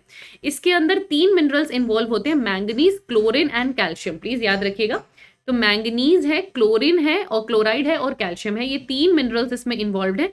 Magnesium water evolving, water splitting या ऑक्सीजन इवॉल्विंग कॉम्प्लेक्स में नहीं आता। तो फर्स्ट भी करेक्ट है, सेकंड भी करेक्ट है, फोर्थ भी करेक्ट है, आंसर होगा बी। 34 का आंसर आपके पास होगा बी। अगला क्वेश्चन देखें, क्वेश्चन नंबर 35। चलिए, फोटो सिस्टम में जो एंटीना होता है, जो लाइट हार्वेस्टिंग कॉम्प्लेक्स होता है, उसमें सारे पिगमेंट्स होते हैं एक्सेप्ट क्लोरोफिल ए। बस ए की पिगमेंट नहीं है बेटा, बाकी सारे हैं, क्योंकि वो तो चीफ पिगमेंट है जो रिएक्शन सेंटर में आएगा। तो 35 का आंसर होगा ए। अगला क्वेश्चन देखते हैं 36। चलिए क्या कह रहे हैं क्वेश्चन 36, अगर मैं लाइट रिएक्शन की बात करूं तो पानी किस में स्प्लिट करता है? वाटर स्प्लिट करता है, 2 मॉलिक्यूल H+ के बनाता है, ठीक है, हाफ मॉलिक्यूल O2 का बनाता है और 2 ही इलेक्ट्रॉन रिलीज होते हैं। तो अब आप देख लीजिए, 2 हाइड्रोजन है, हाफ O2 है, प्लस यहाँ प्लस भी होना चाहिए या कोमा होना चाहिए, 2 इलेक्ट्रॉन, आंसर होगा सी। आंसर होगा सी, 36 का आंसर होगा सी, 36 का आंसर होगा सी। अगला क्वेश्चन देखिए, क्वेश्चन नंबर 37। चलिए, अगर मैं देखूं PS1 को, उसके रिएक्शन सेंटर को देखूं, मतलब क्लोरोफिल ए की बात हो रही है, तो उसके electrons excite simultaneously with PS2, excite simultaneously with P680, excited simultaneously with P700। बेटा PS1 में जो क्लोरोफिल ए है वो P700 कहलाता है, क्योंकि वो सिर्फ 700 नैनोमीटर पर ही एक्साइट करेंगे उसके इलेक्ट्रॉन, उनको 700 नैनोमीटर की लाइट चाहिए, 680 में काम नहीं चलेगा उनका। तो 37 का आंसर आपके पास क्या होना चाहिए? तो आंसर क्या होगा यहाँ पे? सी। आंसर क्या होगा यहाँ पे? सी। 37 का आंसर होगा सी। अगला क्वेश्चन देखो, क्वेश्चन नंबर 38। चलिए, क्या कह रहा है क्वेश्चन? 2 स्टेटमेंट दिए हुए और करेक्ट ऑप्शन बताना है। जो PS1 होता है, it has more chlorophyll A than chlorophyll B. जो PS2 है, it has more chlorophyll B than chlorophyll A. तो ये एक डिफरेंस है बेटा। Again it is not in NCERT, मैं इसको लिख देती हूँ। Again this difference is written not in NCERT, but ये बेसिक चीजें हैं जो, मतलब जैसे अगर आप देखें तो वो क्लोरोफिल ए और बी का डायग्राम, जिसमें ये बताना कि क्लोरोफिल ए के पास मेथाइल होता है, क्लोरोफिल बी के पास एल्डिहाइड होता है, ये भी एनसीईआरटी में नहीं है, पर कुछ चीजें हमें पता होना चाहिए। वैसे ही यहाँ पर है कि जब आप क्लोरोफिल ए और क्लोरोफिल बी की बात करते हैं PS1 और PS2 में, तो एक बात आप जानते हैं PS1 और PS2 के बारे में, कि जो PS1 है होता उसके पास क्लोरोफिल ए और बी दोनों है, PS2 के पास भी क्लोरोफिल ए और बी दोनों होता है, पर PS1 में क्लोरोफिल ए क्लोरोफिल बी के कंपैरिजन में ज्यादा देखने को मिलेगा। लेकिन वहीं अगर आप PS2 देखेंगे तो आपको क्लोरोफिल बी ज्यादा देखने को मिलेगा as compare to chlorophyll A. ये डिफरेंस इनमें होता है, ठीक है। तो आपको क्या कह रहे हैं? PS1 में क्लोरोफिल ए ज्यादा है, PS2 में क्लोरोफिल बी ज्यादा है। दोनों स्टेटमेंट करेक्ट है, दोनों स्टेटमेंट करेक्ट है। आंसर डी होगा, 38 का आंसर होगा डी, ठीक है। ठीक है बेटा, तो आंसर यहाँ पर क्या होगा बच्चे? डी। दोनों स्टेटमेंट करेक्ट है। PS1 में क्लोरोफिल ए ज्यादा होता है और PS2 में क्लोरोफिल बी ज्यादा होता है। But it's making me think this question again, क्योंकि क्या होता है ना, देखो, PS1 को आप लोग क्या बोलते हैं कि this is also known as P700, and PS2 को हम लोग क्या बोलते हैं कि this is also known as P680। Actual बात ये होती है कि PS1 के पास भी 680 एब्जॉर्प्शन की पावर होती है, और PS2 के पास भी P700 की भी एब्जॉर्प्शन की पावर होती है। मतलब जब आप इनके अंदर chlorophyll a chlorophyll b pigments देखेंगे ना, तो इनके अंदर 680 नैनोमीटर एब्जॉर्ब करने वाला क्लोरोफिल ए इसके पास भी है, और 700 नैनोमीटर एब्जॉर्ब करने वाला क्लोरोफिल ए इसके पास भी है। होता दोनों के पास है। एवरेज निकालकर हम 700 और 680 देते हैं, कि हमने ये देखा है कि PS1 जो है वो 700 एवरेज नैनोमीटर एब्जॉर्ब करता है, लेकिन एक्चुअली इसका सत्य ये है कि ये 680 नैनोमीटर से अक्सर अक्सर मोर देन 680 नैनोमीटर की लाइट एब्जॉर्ब करता है। और PS2 का सत्य ये है कि ये 680 नैनोमीटर से कम की लाइट एब्जॉर्ब करता हुआ देखा गया, जैसे 660, 650, 640 इतनी लाइट एब्जॉर्ब करता है। और जो PS1 होता है वो 680, 685, 690, 700 उसकी लाइट एब्जॉर्ब करता है।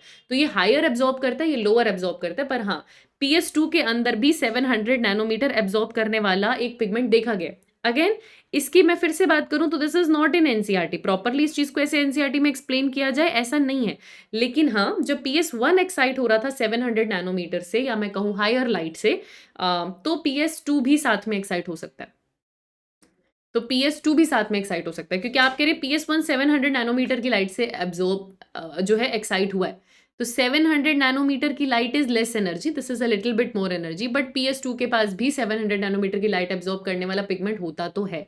और नॉन साइक्लिक में दोनों एक्साइट होते हैं साथ में, तभी तो इधर वो एक्साइट होता है, इधर से PS2 उसको इलेक्ट्रॉन देने की तैयारी कर देता है कि उसको चाहिए होगा इलेक्ट्रॉन। तो हम ये जरूर कह सकते हैं कि जो PS1 है वो PS2 के साथ एक्साइट हो रहा है, साइमल्टेनियसली मतलब साथ। तो जब PS1 एक्साइट हुआ है तो PS2, जिसको आप P680 भी बोलते हैं, वो भी एक्साइट हुआ है। तो मोर करेक्ट आंसर यहाँ डी जाना चाहिए। मोर करेक्ट आंसर यहाँ पर डी जाना चाहिए अगेन।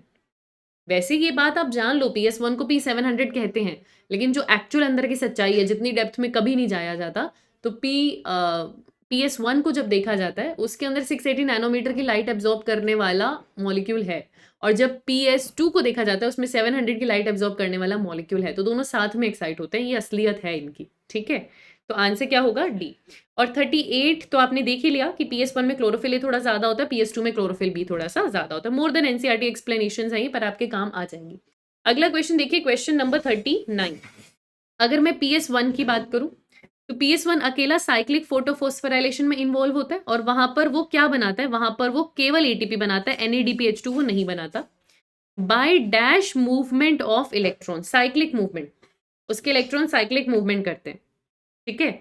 तो अच्छा देखिए जरा, ए तो मुझे पता है वो एटीपी बना रहा है, ठीक है, एटीपी बना रहा है, क्योंकि साइक्लिक में कभी NADPH2 तो बनता ही नहीं है, ये दोनों तो बनते ही नहीं है ना, एडीपी बनता है। और कौन सी मूवमेंट, डाउनहिल रिडॉक्स, डाउनहिल तो है ही, हमेशा जो रिडॉक्स में मूवमेंट आप देखेंगे कि अच्छा इलेक्ट्रॉन गया वो FES को गया होगा, FES ने FD को दिया होगा, FD ने वापस जो है साइटोक्रोम B6 को दे दिया होगा, या फिर मैं कहूँ प्लास्टोक्विनोन को दे दिया होगा, उसने साइटोक्रोम B6F को दिया होगा, उसने प्लास्ट्रोसाइनिन को दिया होगा, वापस PS1 के पास आया होगा, जाता हमेशा हाई टू लो है। तो वो डाउनहिल ही आपने जाता हुआ देखा होगा रिडॉक्स में, अरेंजमेंट ही वैसी होती है ETS की। तो आंसर क्या होगा ए, 39 का आंसर क्या होगा ए।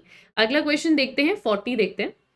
Which of the following statement is true with regard to light reaction of photosynthesis? तो लाइट रिएक्शन के बारे में इसमें से कौन सा स्टेटमेंट ट्रू है, पेज को आ जाने दीजिए, कौन सा स्टेटमेंट ट्रू है। PS2 की अगर मैं बात करूं तो रिएक्शन सेंटर में क्लोरोफिल ए है, जिसकी एब्सॉर्प्शन पीक 700 नैनोमीटर की होती है, पीक उसके 680 नैनोमीटर की होती है, और उसको P700 नहीं P680 कहा जाता है। PS1 की बात करूं तो उसके रिएक्शन सेंटर में जो क्लोरोफिल ए है, उसका मैक्सिमा या पीक, देखो एवरेज तो बहुत कुछ है, मैक्सिमा या पीक PS1 का 680 या P680 होता है, नहीं P700 होता है, उल्टा लिखा हुआ है। जो पानी की स्प्लिटिंग होती है वो PS1 से एसोसिएटेड है, नहीं PS2 से एसोसिएटेड है। जो फोटो सिस्टम 1 और 2 होते हैं वो दोनों Z स्कीम में आते हैं, हाँ वो नॉन साइक्लिक फोटोफॉस्फोराइलेशन या Z स्कीम में आते हैं, तो आंसर होगा डी।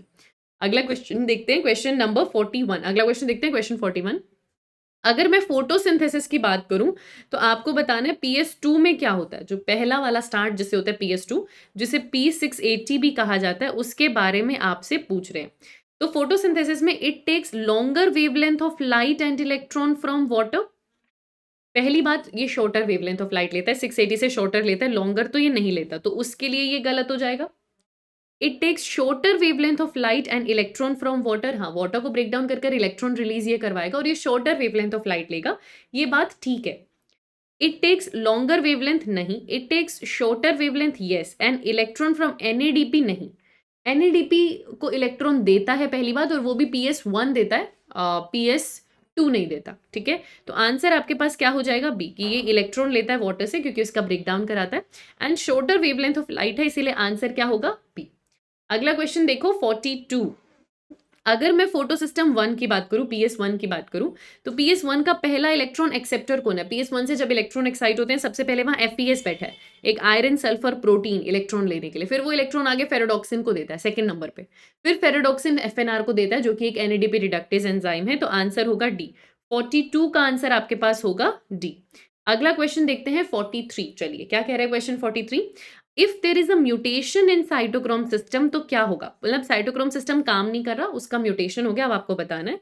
तो इलेक्ट्रॉन्स PS2 से PS1 तक नहीं जा पाएंगे, इनहिबिट हो जाएंगे, क्या ये बात सही है। ये बात तो बिल्कुल सही है, क्योंकि बीच में साइटोक्रोम B6F आता है। क्या इलेक्ट्रॉन PS1 से PS2 के पास नहीं जा पाएंगे, ऐसा तो कभी वैसे भी नहीं होता। क्या फोटोलिसिस ऑफ वाटर रुकेगा, नहीं, उसके लिए PS2 जीता जागता चाहिए, वो तो है, तो वो नहीं रुकेगा। क्या ATP फॉर्मेशन प्रमोट होने लगेगा, बेटा ATP फॉर्मेशन के लिए साइटोक्रोम चाहिए, जब प्लास्टोक्विनोन इलेक्ट्रॉन साइटोक्रोम को देता है तभी प्रोटॉन पंप होते हैं, आप कह रहे साइटोक्रोम ही नहीं काम कर रहा, तो कहां से ATP बनेगा, ये भी नहीं है। बस ये होगा कि PS2 से इलेक्ट्रॉन PS1 तक नहीं जा पाएंगे, आंसर होगा ए। अगला क्वेश्चन देखें, क्वेश्चन नंबर 44। चलिए जिसके साथ हम एंट्री करें अगले टॉपिक में, that is the electron transport system, ठीक है। तो क्वेश्चन नंबर 44 क्या कह रहा है, अगर मैं नॉन साइक्लिक फोटोफॉस्फोराइलेशन की बात करूं या Z स्कीम की बात करती हूं, तो इसमें से which of the following 4 electron produced through photolysis will enter. Photolysis से 4 इलेक्ट्रॉन प्रोड्यूस हुए हैं, एक्चुअली 2 इलेक्ट्रॉन प्रोड्यूस हुए हैं, एक ब्रेकडाउन से तो 2 ही इलेक्ट्रॉन प्रोड्यूस होते हैं। नॉन साइक्लिक में आपको कहा जा रहा है एंटर कहाँ करेंगे वो, तो जब वहां से इलेक्ट्रॉन एक्साइट होते हैं ना बेटा, वो फियोफाइटिन के पास जाते हैं। जब फोटोलिसिस मतलब पानी की प्रेजेंस में ब्रेकडाउन होना, ब्रेकडाउन किसका होना, वाटर का, वाटर का ब्रेकडाउन होना, वाटर के ब्रेकडाउन से जो इलेक्ट्रॉन रिलीज होते हैं वो PS2 को सेटिस्फाई करने जाते हैं, क्योंकि क्या हुआ था, जैसी लाइट पड़ी थी तो उसके इलेक्ट्रॉन एक्साइट हो गए थे, तो PS2 खाली हो गया था, इसीलिए पानी का फोटोलिसिस करवाया गया था ताकि उसके इलेक्ट्रॉन वापस PS2 तक पहुंचाए जा सके। तो आंसर होगा ए। चलिए अगले क्वेश्चन पे चलते हैं। क्वेश्चन नंबर 45 क्या कह रहा है क्वेश्चन, हमको फोटोफॉस्फोराइलेशन के बारे में बात कर रहे हैं। फोटोफॉस्फोराइलेशन का मतलब लाइट की प्रेजेंस में एटीपी का बनना। देखो जरा, फॉर्मेशन ऑफ एडीपी नहीं, फॉर्मेशन ऑफ एटीपी हाँ, एटीपी हाँ, एटीपी हाँ, इसको हटाइए। किसकी प्रेजेंस में? लाइट की प्रेजेंस में, जी हाँ। केमिकल की प्रेजेंस में नहीं, लाइट की प्रेजेंस में। तो आंसर क्या होगा? सी, है ना। तो आप एटीपी बना रहे हैं लाइट की प्रेजेंस में, इसीलिए इसे फोटोफॉस्फोराइलेशन कहते हैं। आंसर होगा सी। अगला क्वेश्चन देखिए, question number 46। What happens to the chloroplast pigment when they absorb light? अच्छा जी, क्लोरोप्लास्ट पिगमेंट को क्या होता है जब वो लाइट एब्जॉर्ब करते हैं? तो उसके इलेक्ट्रॉन एक्साइट करते हैं। इलेक्ट्रॉन एक्साइट करते हैं मतलब उसमें से इलेक्ट्रॉन चले जाते हैं। तो क्या वो रिड्यूस हो रहे हैं? नहीं, ऑक्सीडाइज हो रहा है। जब भी किसी चीज में से इलेक्ट्रॉन जाते हैं तो वो ऑक्सीडाइज होता है, पर हाँ उसके इलेक्ट्रॉन्स एक्साइटेड हो जाते हैं। क्या वो अपनी पोटेंशियल एनर्जी लूज करता है या केल्विन साइकिल ट्रिगर करता है? ऐसा नहीं है। आंसर होगा बी। 46 का आंसर आपके पास क्या होगा? बी। अगला क्वेश्चन देखिए, क्वेश्चन नंबर 47। चलिए, केमी ऑस्मोसिस को क्या नहीं चाहिए? तो केमी ऑस्मोसिस को एक प्रोटॉन पंप चाहिए, एक मेम्ब्रेन चाहिए जिसके अराउंड एक प्रोटॉन ग्रेडियंट बना होना चाहिए, और एक F0F1 पार्टिकल। ये चार चीजें चाहिए होती हैं केमियोस्मोसिस में। आपको एक मेम्ब्रेन चाहिए जिसके अराउंड बना हुआ प्रोटॉन ग्रेडियंट चाहिए, वो बनाने के लिए एक प्रोटॉन पंप चाहिए, और एक F0F1 पार्टिकल चाहिए। आपको NADPH2 नहीं चाहिए। तो आपको 4 नहीं चाहिए ना बच्चे, इसलिए आंसर हो जाएगा सी। ये डायरेक्टली एनसीईआरटी का स्टेटमेंट है, आंसर हो जाएगा सी। अगला क्वेश्चन देखें, क्वेश्चन नंबर 48। अगर मैं बात करूं फोटोफॉस्फोराइलेशन मतलब लाइट की प्रेजेंस में एटीपी बनना, वो ऑक्सीडेटिव फॉस्फोराइलेशन से अलग क्यों है? In requiring input of energy in the form of light. Photophosphorylation को लाइट चाहिए, ऑक्सीडेटिव फॉस्फोराइलेशन को लाइट नहीं चाहिए, यही फर्क है। आंसर होगा ए। यही फर्क होता है, अदरवाइज रिडॉक्स पोटेंशियल तो दोनों में ही है कि हाई टू लो मूवमेंट हो रही है। हाँ, ऑक्सीडेटिव फॉस्फोराइलेशन में ऑक्सीडेशन रिडक्शन रिएक्शन ज्यादा देखने को मिलती है कि NADPH2 पहले ऑक्सीडाइज होता है तो इलेक्ट्रॉन्स के थ्रू फिर रिडक्शन चलती है। पर ये जो लाइट वाला डिफरेंस है ये मेन डिफरेंस है। तो आंसर यहाँ पर क्या होगा? ए। अगला क्वेश्चन देखते हैं 49। चलिए, विच केमिकल या compound molecule supplies electrons continuously to PS2? पानी। PS2 के इलेक्ट्रॉन एक्साइट होते हैं, उसी के लिए पानी को तोड़ा जाता है, साथ में तो ऑक्सीजन रिलीज होती है, साथ में इलेक्ट्रॉन आते हैं, इलेक्ट्रॉन PS2 को सेटिस्फाई करने का काम करते हैं। आंसर होगा सी। अगला क्वेश्चन देखते हैं, क्वेश्चन नंबर 50। चलिए, अगर मैं साइक्लिक फोटोफॉस्फोराइलेशन की बात करूं तो सिर्फ और सिर्फ एटीपी बनता है। क्या रिजल्ट है? सिर्फ एटीपी बनता है। याद रखिएगा, NADP या NADH2 नहीं बनता। पहली बात, NADH2 रेस्पिरेशन में बनता है, फोटोसिंथेसिस में बनता ही नहीं, लेकिन साइक्लिक में दोनों ही नहीं बनते। और ADP और PI टूटता नहीं है, एक्चुअली ATP बनता है, क्योंकि ये फोटोफॉस्फोराइलेशन है तो ATP बनेगा, इसीलिए आंसर क्या होगा? ए। अगला क्वेश्चन देखिए, क्वेश्चन नंबर 51। चलिए, अगर मैं बोलूं इलेक्ट्रॉन का फ्लो हो रहा है नॉन साइक्लिक फोटोफॉस्फोराइलेशन में, तो क्या वो यूनिडायरेक्शनल होता है? होता है, पर PS1 से PS2 नहीं, PS2 से शुरू होकर PS1 तक ऐसा होता है। बोथ डायरेक्शन में बाई डायरेक्शनल या एम्फी डायरेक्शनल वो नहीं है, वो यूनिडायरेक्शनल है। आंसर क्या होगा? डी। आंसर क्या होगा? डी। अगला क्वेश्चन देखते हैं, क्वेश्चन नंबर 52। क्या क्वेश्चन है? अगर मैं बात करूं ATP और NADPH2 की, ये दोनों लाइट रिएक्शन में बनते हैं? बनते हैं। कैसे बनते हैं? क्योंकि इलेक्ट्रॉन की मूवमेंट होती है ETC में, and are used immediately for carbohydrate का ऑक्सीडेशन करने के लिए नहीं। क्या आप जो ATP और NADPH2 बनता है, क्या उससे आप ग्लूकोज को तोड़ते हैं? ये स्क्रीन कब की गई हुई है? हाँ, तो क्या उससे आप ग्लूकोज को तोड़ते हैं? नहीं। अभी अभी जो लाइट रिएक्शन में ATP और NADPH2 बनाया था, इससे हम ग्लूकोज बनाते हैं। तो इससे हम शुगर बनाते हैं, या कह लो कार्बन डाइऑक्साइड को रिड्यूस करते हैं ताकि शुगर बन सके। तो आंसर होगा डी। 52 का आंसर आपके पास क्या हो जाएगा? डी। अगला क्वेश्चन देखिए, क्वेश्चन नंबर 53। चलिए, अगर मैं नॉन साइक्लिक फोटोफॉस्फोराइलेशन की बात करती हूँ जिसमें PS1 PS2 दोनों आता है, तो एक फोटोलाइसिस समझिए 12 वाटर के मॉलिक्यूल का हुआ तो कितना हाइड्रोजन आयन बनेगा, ये आपसे पूछ रहे हैं। बेटा, जब एक पानी का मॉलिक्यूल टूटता है तो याद रखिएगा 2 हाइड्रोजन आयन, 2 ही इलेक्ट्रॉन और हाफ मॉलिक्यूल ऑक्सीजन बनता है। अगर आपको ये पता है ना, फिर आप कुछ भी कैलकुलेट कर सकते हैं। तो मुझे ये पता था कि एक मॉलिक्यूल पानी जब टूटता है तो 2 हाइड्रोजन आयंस बनते हैं। मुझसे पूछ रहे हैं 12 मॉलिक्यूल पानी के अगर मैं ब्रेक करूंगी तो 12 टू 24 हाइड्रोजन आयन रिलीज होंगे, इसीलिए आंसर क्या होगा? ए। तो 53 का आंसर आपके पास क्या होगा? ए। अगला क्वेश्चन करें 54। चलिए, क्वेश्चन क्या कह रहा है? Electrons which gets excited in PS1 must be replaced. PS1 वाले इलेक्ट्रॉन जो एक्साइट हुए उन्हें भी रिप्लेस करना पड़ेगा। तो ये जो रिप्लेसमेंट है ये कहाँ से आई है? ये रिप्लेसमेंट आई है PS2 से। ये रिप्लेसमेंट आती है बेटा PS2 से। अगर हम आपसे पूछा जाए कि PS2 के इलेक्ट्रॉन्स एक्साइट हुए हैं, इसको कौन रिप्लेस करेगा? ऐसे क्वेश्चंस आपने थोड़ी देर पहले देखे भी थे कि भैया पानी का ब्रेक डाउन करो, पानी इनको रिप्लेस करता है। लेकिन कोई आपसे पूछे PS1 के भी तो इलेक्ट्रॉन एक्साइट हुए, वो भी तो एक्साइट होकर आयरन सल्फर प्रोटीन के पास गए, उनको कौन फुलफिल करता है? उसके लिए PS2 बैठा है, उसके लिए ही PS2 बैठा है। तो आंसर होगा सी। तो 54 का आंसर आपके पास होगा सी। अगला क्वेश्चन करते हैं, क्वेश्चन नंबर 55। चलिए, which activity is performed by PS1 in light reaction? PS1 क्या कर रहा है लाइट रिएक्शन में? क्या वो NADPH को रिड्यूस करता है? नहीं। क्या वो NADP पॉजिटिव को रिड्यूस करता है? हाँ, क्योंकि वो NADP पॉजिटिव को NADPH2 में कन्वर्ट करता है। NAD से उसका कुछ लेना देना नहीं है, NADP पॉजिटिव का ऑक्सीडेशन वो करता नहीं। आंसर क्या होगा? बी। 55 का आंसर क्या होगा? बी। क्योंकि अगर आपको याद हो तो काम यही है बेटा PS1 का, इलेक्ट्रॉन्स देगा FNR को, FNR क्या करेगा? NADP पॉजिटिव को कन्वर्ट करता है NADPH2 में, यानी उसमें हाइड्रोजन ऐड करेगा, रिडक्शन करेगा। आंसर होगा बी। अगला क्वेश्चन देखते हैं, क्वेश्चन नंबर 56। चलिए, जो इलेक्ट्रॉन्स है, इसका मैंने मार्क कर दिया, हाँ बी लिख दिया ना, ठीक है। अगला क्वेश्चन देखिए, क्वेश्चन नंबर 56। जो इलेक्ट्रॉन्स है, electrons are transferred by splitting of water. पानी को तोड़ेंगे तो इलेक्ट्रॉन ट्रांसफर होगा through ETC during light reaction and reduces. तो वो इलेक्ट्रॉन्स पानी से स्प्लिट हुए, वो इलेक्ट्रॉन गए PS2 को, PS2 के खुद के इलेक्ट्रॉन एक्साइट हुए थे जो कि चलते हैं, फाइनली जाते हैं। और जब पूरा आपका नॉन साइक्लिक फोटोफॉस्फोराइलेशन खत्म होता है तो NADP पॉजिटिव था जो NADPH.H पॉजिटिव में कन्वर्ट होगा, इसलिए आंसर आएगा सी। तो 56 का आंसर आपके पास आएगा सी। ठीक है, अगला क्वेश्चन देखिए। वैसे देखो वो वाटर के इलेक्ट्रॉन नहीं थे, वो PS2 के इलेक्ट्रॉन थे, पर आपसे अल्टीमेटली पूछा है तो आपसे कन्वर्जन पूछना चाह रहे हैं, आंसर होगा सी। अगला क्वेश्चन देखते हैं, क्वेश्चन नंबर 57। जो फोटोफॉस्फोराइलेशन क्लोरोप्लास्ट में चल रही है वो किसके सिमिलर है? लाइट की प्रेजेंस में ATP बन रहा है, क्या वो SLP के बराबर होती है? नहीं। माइटोकॉन्ड्रिया में पानी के टूटने के बराबर है? नहीं। माइटोकॉन्ड्रिया में जो ऑक्सीडेटिव फॉस्फोराइलेशन है उसके बराबर है, क्योंकि दोनों में केमियोस्मोटिक हाइपोथेसिस से ATP बनेगा। फर्क ये है, एक को लाइट का प्रेजेंस चाहिए, दूसरे को नहीं चाहिए, तो आंसर होगा बी। पर ये बहुत हद तक सिमिलर है, इसलिए आंसर होगा बी।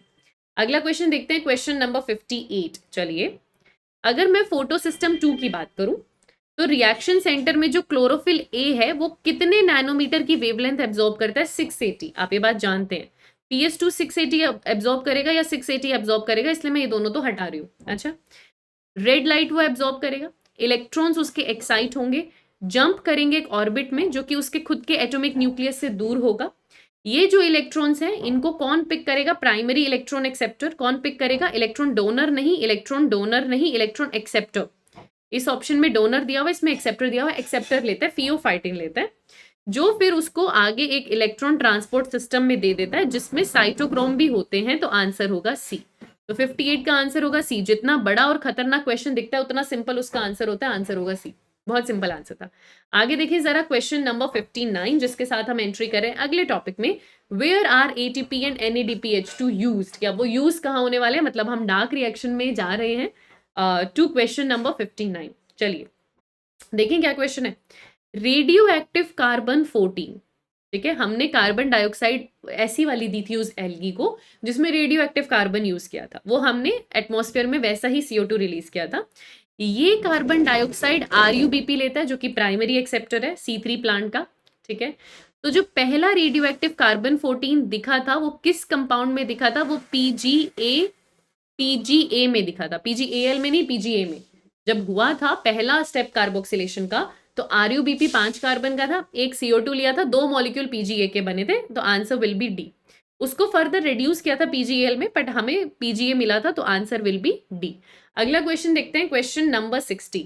जो C3 प्लांट होते हैं उनमें ऑप्टिमम फोटोसिंथेसिस कब होगा? जब हाई O2 होगा तब, हाई CO2 होगा तब, लो O2 होगा तब, या टेम्परेचर हाई होगा तब। C3 प्लांट पहली बात ट्रॉपिकल नहीं है, इतना हाई टेम्परेचर में वो नहीं है जितना C4 रह लेता है, तो हाई टेम्परेचर इनको नहीं चाहिए। दूसरा, C3 प्लांट में आप जानते हैं रुबिस्को है। रुबिस्को इज अ वेरी मंचला एंजाइम, जिसको ज्यादा ऑक्सीजन दोगे तो दिक्कत होगी, तो इसको प्लीज हाई CO2 दो। जब तक हाई CO2 दोगे तब तक ही अपना काम बढ़िया से करेगा। O2 दे दोगे तो C2 साइकिल चलने लगेगी, जिसको फोटो रेस्पिरेशन कहते हैं। तो आंसर क्या होगा? बी। अगला क्वेश्चन देखिए, क्वेश्चन नंबर 61। चलिए क्या कह रहा है क्वेश्चन हमें? अगर मैं केल्विन साइकिल की बात करूं जिसमें एक मॉलिक्यूल RuBp का है, उसका कार्बोक्सिलेशन हुआ है, तो कितने PGA के मॉलिक्यूल बनते हैं बेटा? पहले स्टेप में एक RuBp से 2 PGA बनते हैं, क्योंकि जो एक RuBp होता है वो 5 कार्बन का होता है। आपने उसमें एक CO2 ऐड किया होता है जो कि 1 कार्बन का होता है, तो टोटल कुछ 6 कार्बन का बनना चाहिए था, बनता लेकिन PGA है। PGA 3 कार्बन का है, तो ऐसे 2 मॉलिक्यूल बनेंगे इसको बैलेंस करने के लिए। तो आंसर क्या होगा? 2। आंसर क्या होगा? ए। 61 का आंसर होगा ए। अगला क्वेश्चन देखिए, क्वेश्चन नंबर 62। अगर मैं C3 प्लांट की बात करूं तो पहला स्टेबल प्रोडक्ट फोटोसिंथेसिस का डार्क रिएक्शन में क्या बनता है? PGA। पहला एक्सेप्टर कौन? RuBp। पहला स्टेबल प्रोडक्ट कौन? PGA, जो कितने कार्बन का है? 3 कार्बन का है। इसीलिए केल्विन साइकिल को क्या बोला जाता है? C3 cycle. इसीलिए इसका नाम C3 साइकिल है और आंसर होगा सी। अगला क्वेश्चन देखिए, क्वेश्चन नंबर 63। अगर मैं फोटोसिंथेसिस की बात करूं तो जो लाइट रिएक्शन से मुझे एनर्जी मिली है ATP और NADPH2 के फॉर्म में, वो डार्क रिएक्शन को मैं ट्रांसफर कर रही हूँ किस फॉर्म में? 2 ही फॉर्म है, या तो ATP या NADPH2, जिसमें से एक ATP यहां पर लिखा हुआ है, तो 63 का आंसर होगा बी। अगला क्वेश्चन देखिए, क्वेश्चन नंबर 64। चलिए, अगर जो पहला स्टेप है C3 साइकिल का, जिसे हम कार्बोक्सिलेशन कहते हैं, उसको कौन करवाता है? द फेमस रुबिस्को एंजाइम करवाता है। तो उसकी फुल फॉर्म क्या होती है रुबिस्को की? RuBp carboxylase, RuBp oxygenase. तो आंसर क्या होगा? डी, क्योंकि जो एंजाइम है, एंजाइम का नाम है रुबिस्को। रुबिस्को का मतलब होता है RuBp यानी राइबुलोज 1,5 बिसफॉस्फेट। सी का मतलब होता है कार्बोक्सिलेज, O का मतलब होता है ऑक्सीजनेज। दोनों प्रॉपर्टी है, इसीलिए आंसर क्या होगा? डी। लेकिन एक चीज मेरे दिमाग में आ रही है, ऑल्दो हम जानते हैं कि रुबिस्को के पास दोनों प्रॉपर्टी है, उसके पास कार्बोक्सिलेशन की प्रॉपर्टी भी होती है, कार्बोक्सिलेज करवाता है, और उसके पास ऑक्सीजनेशन की भी प्रॉपर्टी होती है। ठीक है, ऑल्दो मैं जानती हूँ कि प्रॉपर्टी तो दोनों है, लेकिन अगर ये ऑक्सीजनेज काम करता है तो ये C2 साइकिल चलवाता है। C3 साइकिल में कार्बोक्सिलेशन अगर चला है तो मतलब कार्बोक्सिलेज ने काम किया है, और पहली बार इन्होंने कार्बोक्सिलेज को ऑक्सीजनेज से अलग किया है, तो प्रायोरिटी तो बी को देनी चाहिए। प्रायोरिटी तो यहाँ पर बी को देनी चाहिए बेटा, इसका आंसर बी कर लो। मुझे पता है एंजाइम का नाम रुबिस्को है जिसमें दोनों प्रॉपर्टी है, पर कार्बोक्सिलेशन तो कार्बोक्सिलेज करवाएगा ना, कार्बोक्सिलेज करवाएगा। It's better to use this name, क्योंकि मुझे अलग से ऑप्शन मिल रहा है और C3 साइकिल लिखा हुआ है, तो आंसर होगा बी। अगला क्वेश्चन देखते हैं, question number 65। Number of carboxylation जो केल्विन साइकिल में होता है, नंबर ऑफ कार्बोक्सिलेशन जो केल्विन, एक बार केल्विन साइकिल में तो एक ही कार्बोक्सिलेशन होता है ना, तो 1 होना चाहिए। वैसे एक ग्लूकोज अगर पूछा जाता तो 6 बार कार्बोक्सिलेशन होना होता, वरना तो एक ही स्टेप में होता है, एक ही बार होता है। तो आंसर क्या होगा? बी। अगला क्वेश्चन देखिए, क्वेश्चन नंबर 66। चलिए, which of the following is concerned with carbon dioxide fixation? Carbon dioxide fixation मतलब पहला स्टेप, कार्बोक्सिलेशन वाला स्टेप। ठीक है, और एनीवे कार्बन डाइऑक्साइड का फिक्सेशन केल्विन साइकिल में होता है। ऑर्निथिन साइकिल यूरिया बनाने वाली साइकिल है, क्रेब साइकिल रेस्पिरेशन में है, ग्लूकोज तोड़ती है, ग्लाइकोलिसिस तो पहला स्टेप है ग्लूकोज तोड़ने का, तो आंसर होगा बी। तो 66 का आंसर क्या आएगा बच्चे? बी आएगा। अगला क्वेश्चन देखिए, 67 देखते हैं। चलिए, अगर मैं हैच एंड स्लैक पाथवे की बात करूं, जिसे C4 साइकिल भी कहा जाता है, क्योंकि हैच एंड स्लैक ने इसके बारे में हमें बताया था। C4 प्लांट्स में जो क्रैन्स एनाटॉमी है उसके अंदर आप ये देखते हैं। तो इसमें क्या सारे क्लोरोप्लास्ट सेम टाइप के हैं? नहीं, कुछ क्लोरोप्लास्ट में ग्रैना ज़्यादा है और कुछ में स्ट्रोमा ज़्यादा है। जहाँ पर डार्क रिएक्शन हो रही है बंडल शीथ में, वहाँ स्ट्रोमा ज़्यादा है। जहाँ लाइट रिएक्शन ज़्यादा चल रही है मीजोफिल में, वहाँ ग्रैना ज़्यादा है। तो सेम टाइप के तो टेक्निकली नहीं होने चाहिए। अच्छा, जो क्रैन्स एनाटॉमी होती है, it occurs where mesophyll have small chloroplast whereas bundle sheath have granule chloroplast। नहीं, बंडल शीट, थोड़ी देर पहले भी आपने ऐसा क्वेश्चन देखा था, इसके बंडल शीट में रुबिस्को है, वो डार्क रिएक्शन करता है, तो वहां स्ट्रोमा ज्यादा है, वहां ग्रैनुल क्लोरोप्लास्ट ज्यादा नहीं है, कम है। तो ये कहना कि वहां ग्रैनुल क्लोरोप्लास्ट है नहीं, उल्टा वहां स्ट्रोमल क्लोरोप्लास्ट रखा हुआ है, स्ट्रोमा ज्यादा रखा हुआ है। क्रैन्स एनाटॉमी है जहां पे जो मीजोफिल है उनके पास छोटू क्लोरोप्लास्ट है, जबकि जो बंडल शीट है उनके पास बड़े बड़े क्लोरोप्लास्ट है, वो भी ए ग्रैनल, क्योंकि वहां पर रुबिस्को है जो डार्क रिएक्शन करेगा। ये हुई ना बात, तो वहां क्लोरोप्लास्ट में ग्रैना नहीं दिया हुआ इतना, स्ट्रोमा ज्यादा है ताकि अच्छे से डार्क रिएक्शन हो सके, जबकि छोटे छोटे ग्रैनल क्लोरोप्लास्ट आपको मीजोफिल में मिलेंगे। ठीक है, ठीक है, तो आंसर क्या होना चाहिए? सी। अगला क्वेश्चन देखते हैं, क्वेश्चन नंबर 68। चलिए क्या कह रहे हैं क्वेश्चन नंबर 68 हमें? रुबिस्को की फुल फॉर्म पूछिए, इजी क्वेश्चन है, रुबिस्को एंजाइम में थोड़ी देर पहले ही आपको बताया था। तो राइब्यूलोज बिसफॉस्फेट कार्बोक्सिलेज ऑक्सीजनेज, सही बात है, सही बात है। तो ये राइब्यूलोज बिसफॉस्फेट है, इसकी कार्बोक्सिलेशन ऑक्सीजनेशन दोनों प्रॉपर्टी है, आंसर होगा ए। 68 का आंसर होगा ए। परफेक्ट, परफेक्ट, समझ में आ गया। बस ये बिस फॉस्फेट नहीं लिखा हुआ ना बेटा इन दोनों में, इसलिए वैसे भी गलत है, और कार्बोक्सिलिक तो होता ही नहीं, तो आंसर होगा ए। अगला क्वेश्चन देखो, क्वेश्चन नंबर 69। चलिए क्या कह रहे हैं क्वेश्चन 69? कितनी केल्विन साइकिल चाहिए 5 मॉलिक्यूल ग्लूकोज के बनाने के लिए? पहले तो एक से शुरुआत करो। एक मॉलिक्यूल ग्लूकोज को बनाने के लिए ना 6 बार केल्विन साइकिल चलानी पड़ती है, 6 बार केल्विन साइकिल चलानी पड़ती है। आपको कह रहे हैं 5 मॉलिक्यूल बनाने हैं ग्लूकोज के, तो 6 इंटू 5 आपको 30 टाइम्स केल्विन साइकिल चलानी पड़ेगी, आपको 30 टाइम्स केल्विन साइकिल चलानी पड़ेगी, आंसर होगा सी। तो 69 का आंसर आपके पास है सी। अगला क्वेश्चन देखते हैं, क्वेश्चन नंबर 70। चलिए क्या कह रहे हैं question? Every CO2 molecule entering the Calvin cycle needs, कोई भी CO2 मॉलिक्यूल अगर केल्विन साइकिल में आता है तो उससे क्या चाहिए? उसे 2 मॉलिक्यूल चाहिए NADPH के, उसे 3 मॉलिक्यूल चाहिए ATP के अपना फिक्सेशन करवाने के लिए। बिल्कुल ठीक बात है, ये थोड़ी देर पहले भी आपने देखा था कि जब भी कभी एक केल्विन साइकिल की बात होती है तो एक केल्विन साइकिल में आपको टोटल 3 ATP चाहिए। क्यों? 2 ATP लगता है रिडक्शन में, एक लगता है रीजेनरेशन में, और आपको 2 NADPH2 चाहिए रिडक्शन करने के लिए। क्या आपको NADPH2 2 चाहिए? हाँ।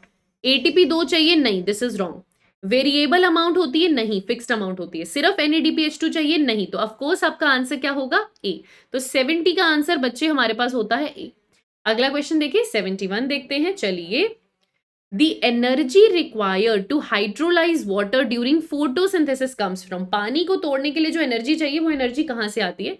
क्या वो एनर्जी रिड्यूस्ड क्लोरोफिल से आती है, क्या वो ऑक्सीडाइज्ड क्लोरोफिल से आती है, क्या वो प्रोटॉन ग्रेडियंट की वजह से आती है, या वो एटीपी की वजह से आती है?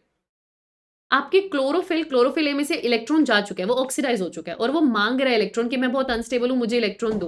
तो आई थिंक ये एनर्जी ऑक्सीडाइज क्लोरोफिल से आ रही है। रेड्यूस्ड क्लोरोफिल वहां पर है नहीं, प्रोटॉन ग्रेडियंट का पानी के टूटने से लेना देना वहां पर नहीं है, क्योंकि उस पानी के टूटने से प्रोटॉन ग्रेडियंट बनेगा, उससे कुछ हो नहीं रहा है वहां पे। ठीक है, और एटीपी की तो वहां बात ही नहीं आई थी, तो ऑफकोर्स आंसर क्या चला जाएगा? सी। अगला क्वेश्चन देखो, क्वेश्चन नंबर 72।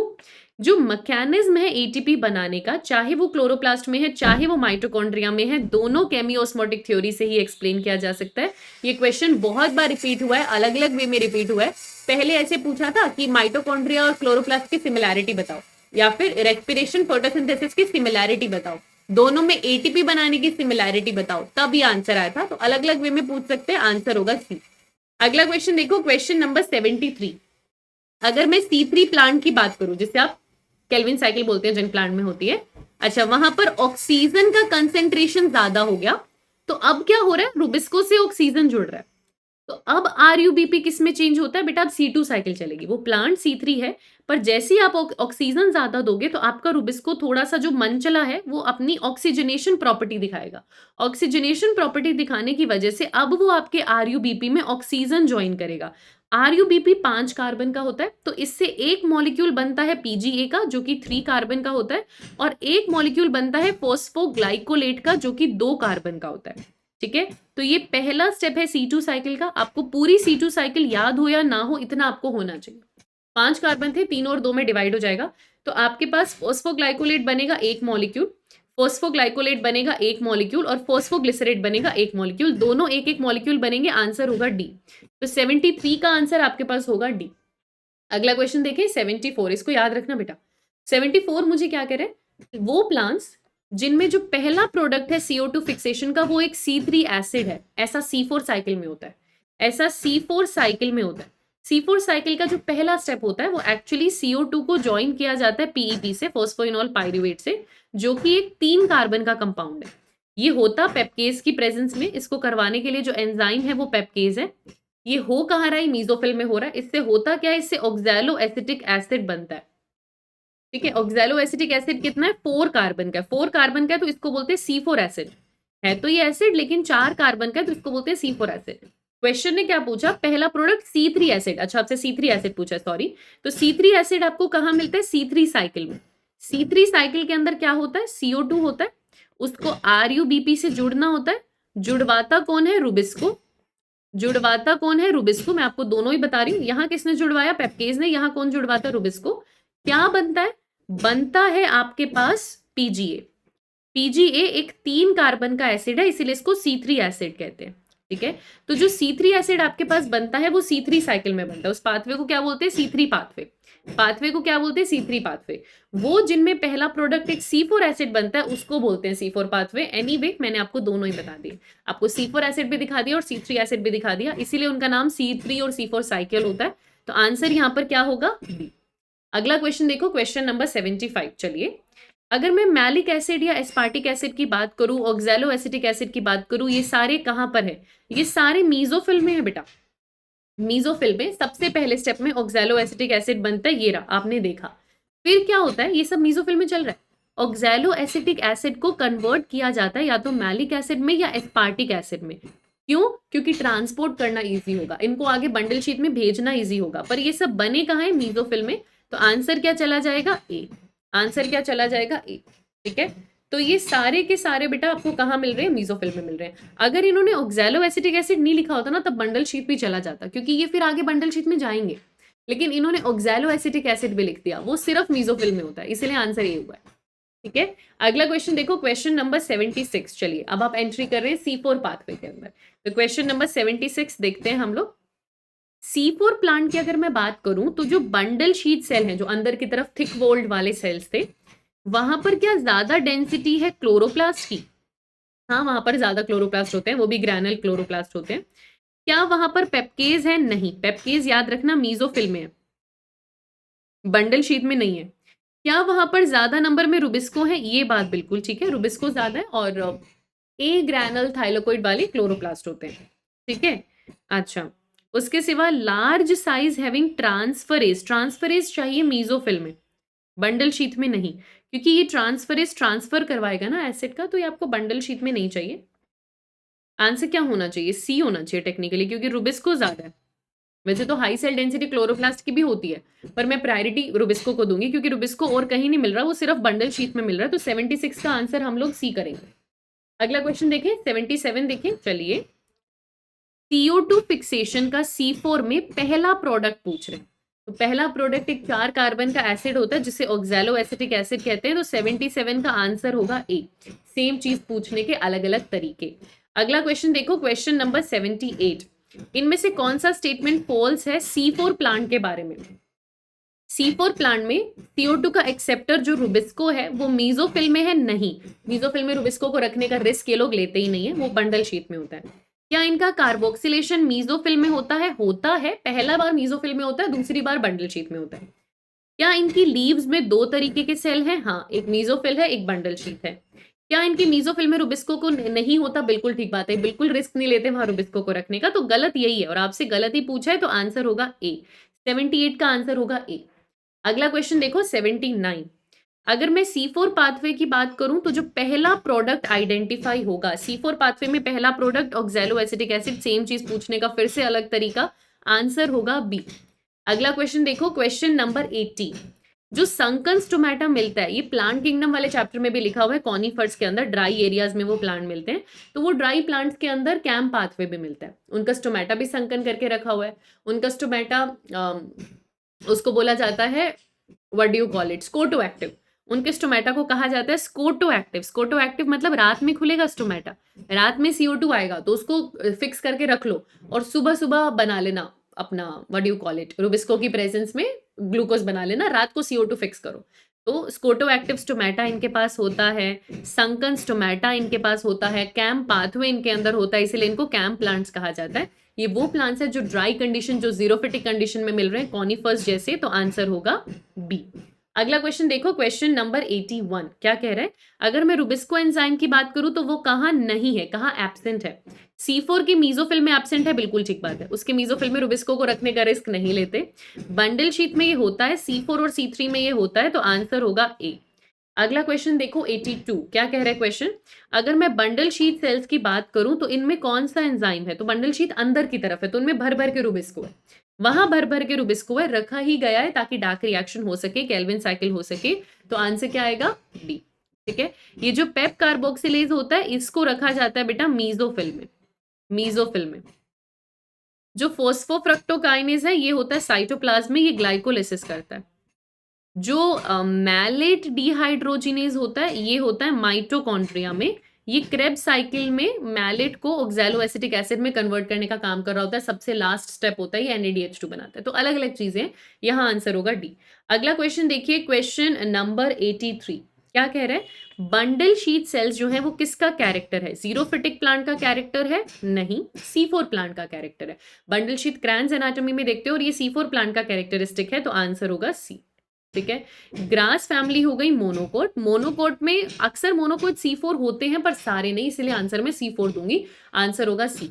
अगला क्वेश्चन देखो, क्वेश्चन नंबर 84 क्या कह रहा है क्वेश्चन हमें, C4 एसिड का क्या होता है जो बंडल शीट सेल्स में आते हैं, तो जैसे वो C4 एसिड, चाहे मैलिक एसिड है चाहे एस्पार्टिक एसिड है, जैसे वो बंडल शीट में आते हैं सबसे पहले उनका डीकार्बोक्सिलेशन करते हैं ताकि जो CO2 फिक्स करवा कर लाए हो वो रिलीज हो सके, और जैसे ही वो CO2 रिलीज होता है वो तुरंत रुबिस्को को पकड़ लेता है कि भैया इतनी देर से मैं वेट कर रहा था, अब मेरा प्यारा CO2 आया, वो उसे पकड़ेगा और ग्लूकोज बनाएगा। ठीक है, तो क्या उनका डीएमिनेशन होता है, नहीं। क्या उनका डीकार्बोक्सिलेशन होता है, हाँ, चाहे मैलिक हो चाहे एस्पार्टिक हो, उनका डीकार्बोक्सिलेशन होता है, आंसर होगा बी। ठीक है, डीएमिनेशन तो नहीं होता है बेटा, आई थिंक।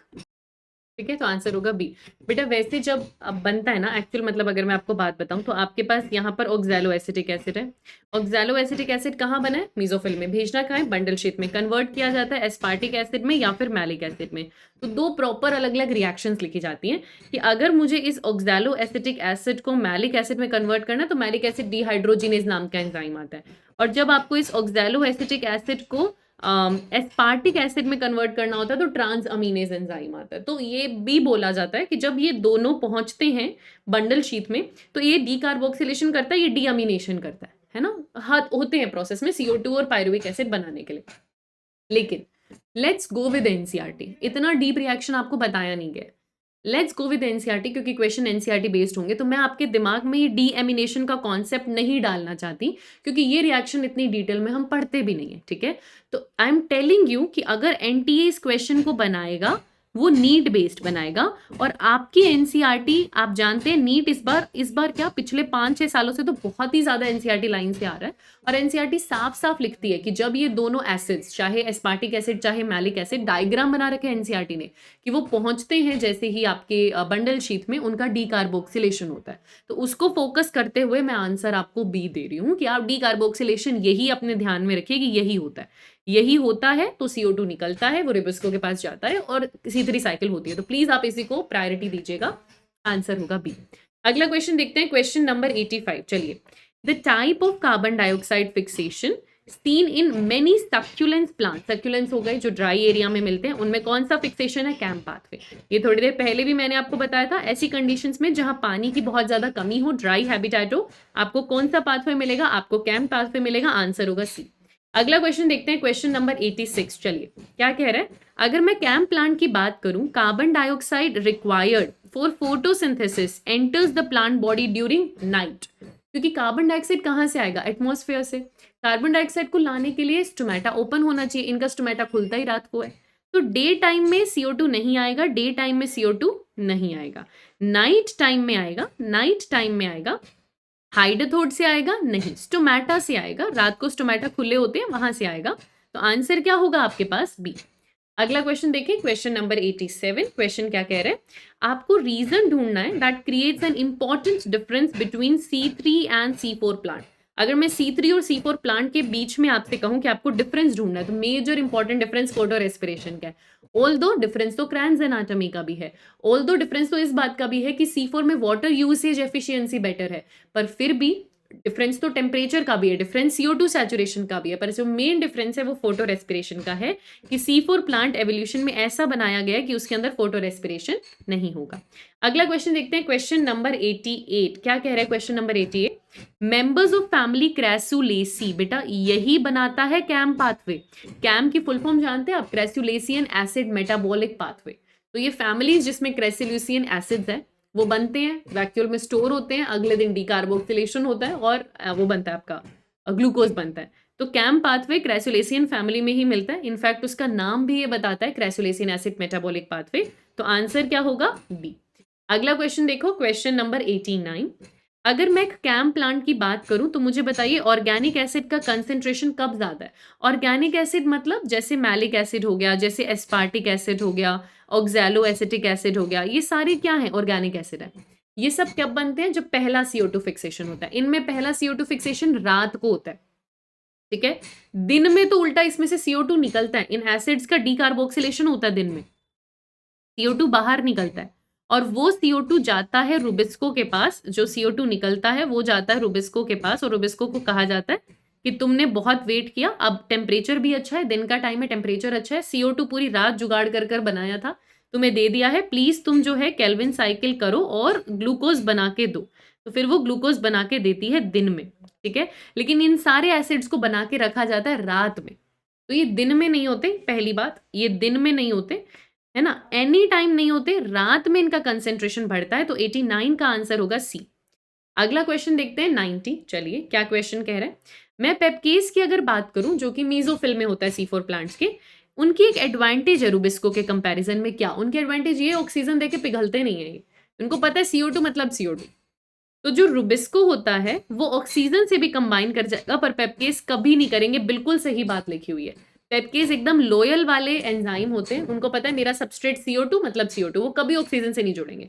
रुबिस्को धोखा खा जाता है, ऑक्सीजन से जुड़ जाता है और फोटो रेस्पिरेशन करता है। तो आंसर होगा ए। बिल्कुल सही आंसर आपके पास होगा ए। अगला क्वेश्चन देखो 91। क्या कह रहे हैं क्वेश्चन? आपको करेक्ट स्टेटमेंट बतानी है C4 प्लांट के बारे में। रीड करते हैं। मीजोफिल में पेप्केज होता है, ठीक है। C4 साइकिल चलती है, ठीक है। बंडल शीथ में रुबिस्को होता है, ठीक है। C3 साइकिल चलती है, ठीक है। पहला ही स्टेटमेंट सही है, आंसर तो ए आ गया। बट मैं ये भी देख लेते हैं कि बाकी ऑप्शंस गलत क्यों हैं। मीजोफिल में पेप्केज है, ठीक है, वहां केल्विन साइकिल चलती है, नहीं, केल्विन साइकिल बंडल शीथ में चलती है, ठीक है। C4 प्लांट में C2 साइकिल तो कभी चलती ही नहीं है। मीजोफिल में रुबिस्को को रखने का रिस्क ये कभी लेते ही नहीं है, तो आंसर वैसे भी क्या हो गया? ए। अगला क्वेश्चन देखिए 92। क्या कह रहे हैं क्वेश्चन? इसमें से कौन सा स्टेटमेंट C4 प्लांट के बारे में गलत है, फॉल्स है? इनका प्राइमरी CO2 एक्सेप्टर एक 5 कार्बन का मॉलिक्यूल है। इनका प्राइमरी CO2 एक्सेप्टर होता है बेटा PEP, और PEP होता है 3 कार्बन का मॉलिक्यूल, 5 का नहीं। तो ये गलत है, पहला ही ऑप्शन गलत है। पर हम बाकी भी चेक कर लेते हैं। आंसर तो आ गया ए, बाकी जरा चेक कर लो। इनका इनिशियल कार्बोक्सिलेशन मीजोफिल में होता है, नहीं, मीजोफिल में होता है, ट्रू है, ट्रू है, मीजोफिल में तो होता है, सही बात है। इनकी जो लीव्स हैं वो CO2 को फिक्स करती हैं 2 अलग अलग सेल में, जी हाँ, एक मीजोफिल एक बंडल शीथ। इनकी जो मीजोफिल है उसमें रुबिस्को नहीं होता, बिल्कुल सही बात है, बिल्कुल रिस्क नहीं लेते हैं वहां पे रुबिस्को को रखने का, तो गलत तो ए ही होगा। अगला क्वेश्चन देखते हैं, क्वेश्चन नंबर 93। चलिए क्या कह रहे हैं क्वेश्चन? इनमें से कौन सा कैरेक्टरिस्टिक C4 प्लांट का है? ये 4 ऑप्शन आपको दिए हुए, कौन सा C4 प्लांट में होता है? C4 प्लांट में क्रैन्स एनाटॉमी हक से होती है। ऑक्सैलो एसिटिक एसिड उनका पहला स्टेबल प्रोडक्ट है, ऑक्सैलो एसिटिक एसिड। उनके अंदर बड़े बड़े थिक वोल्ड बंडल शीट सेल्स हैं अंदर की तरफ, बिल्कुल है। सिर्फ डेजर्ट एरियाज में मिलेगा, ऐसे किसने कहा? ट्रॉपिकल एरियाज में मिलता है, डेजर्ट में तो कैम वाले प्लांट्स मिलते हैं या क्रैसुलेसियन फैमिली के प्लांट्स मिलते हैं। तो आंसर ए होगा बेटा, 93 का आंसर क्या होगा? ए। अगला क्वेश्चन देखिए 94। चलिए क्या कह रहे हैं क्वेश्चन? इसमें से कौन सा स्टेटमेंट है फोटोसिंथेसिस के बारे में जो करेक्ट है?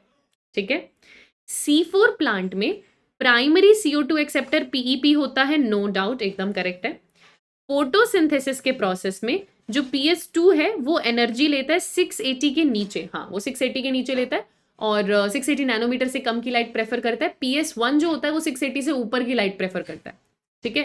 तो 700 नैनोमीटर है ना, तो वो 680 से ऊपर की लाइट लेता है और ये 680 नैनोमीटर से नीचे की लाइट लेता है। ये स्टेटमेंट भी करेक्ट है। जो पिगमेंट सिस्टम 1 यानी कि फोटो सिस्टम 1 में है वो P683 हो सकता है? नहीं।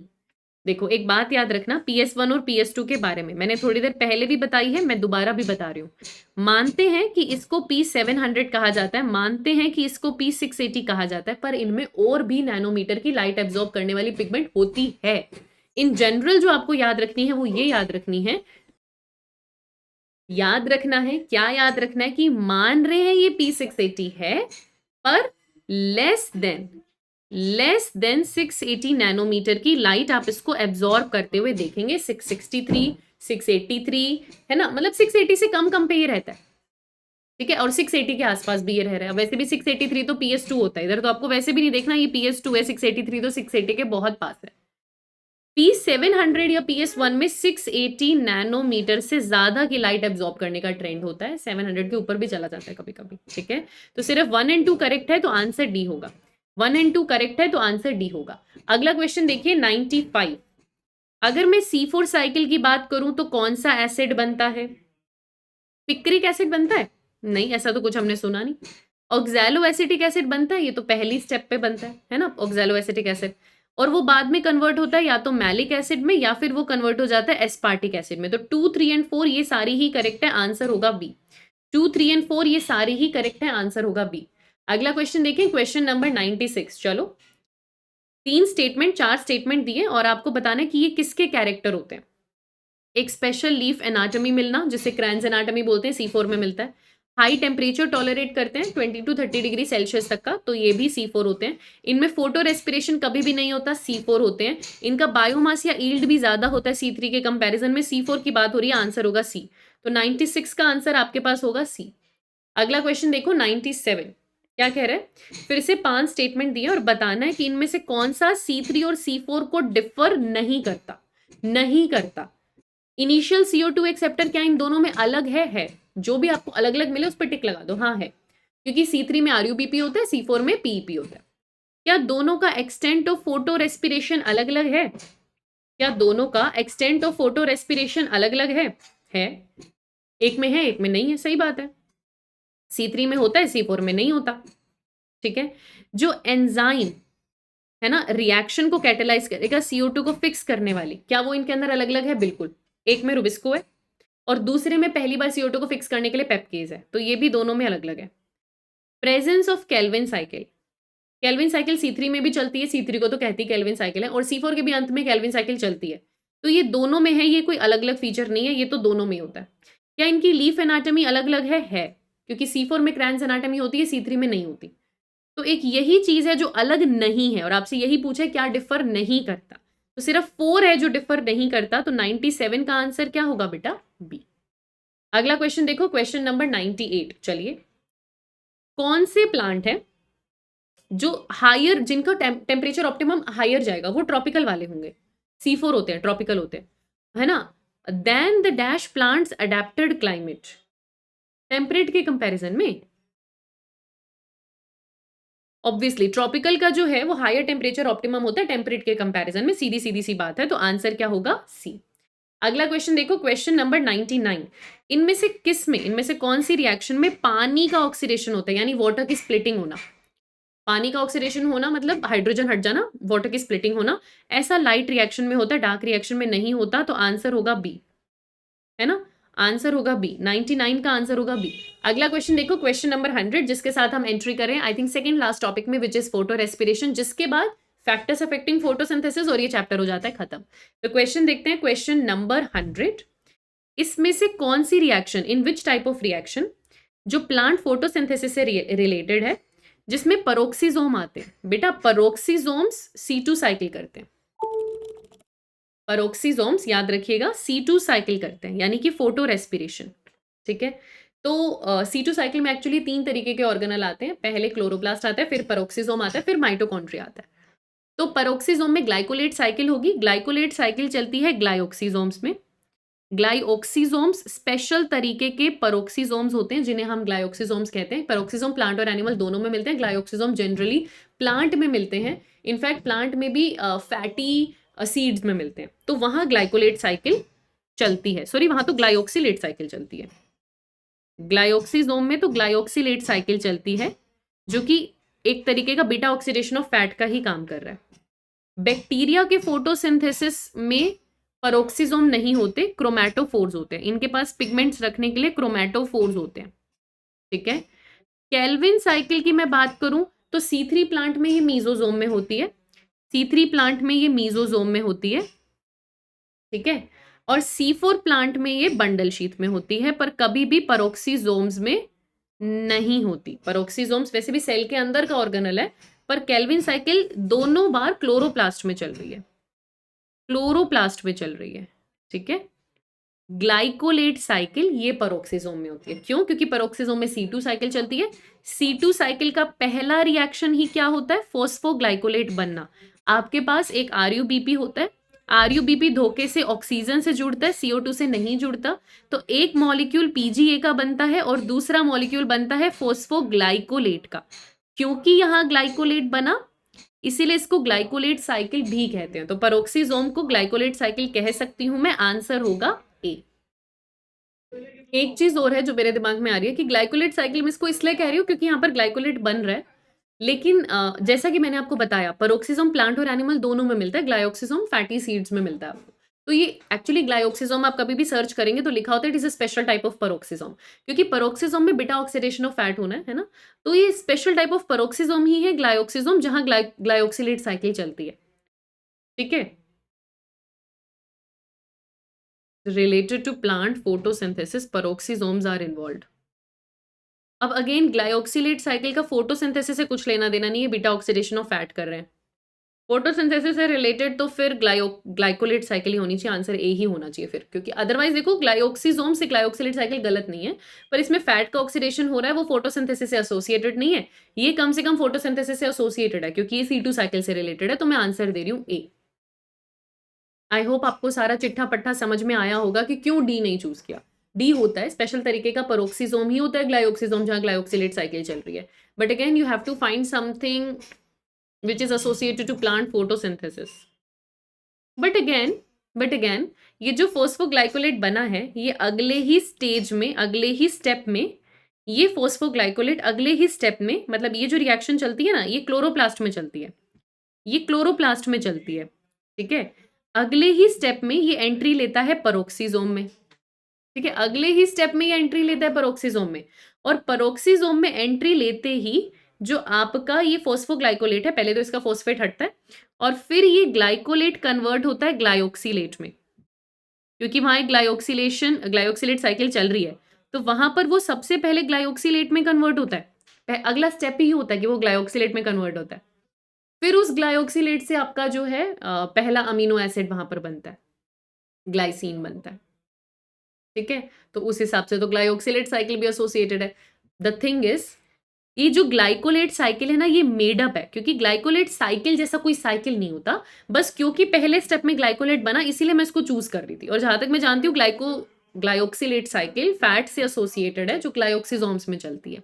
लेकिन अगर मैं आपको C2 साइकिल का पूरी बात बताऊं तो क्लोरोप्लास्ट के बाद पेरोक्सीजोम में जो ग्लाइकोलेट ग्लाइऑक्सीलेट में बना, वो ग्लाइऑक्सीलेट साइकिल का हिस्सा है। तो I think it's more better कि हम डी ही को आंसर दें। वो एसोसिएटेड है कहीं ना कहीं प्लांट फोटोसिंथेसिस से, और पेरोक्सीजोम्स में भी वो चल रही है, उसमें भी इन्वॉल्व है। तो इट्स बेटर अगर हम इसको आंसर डी दें।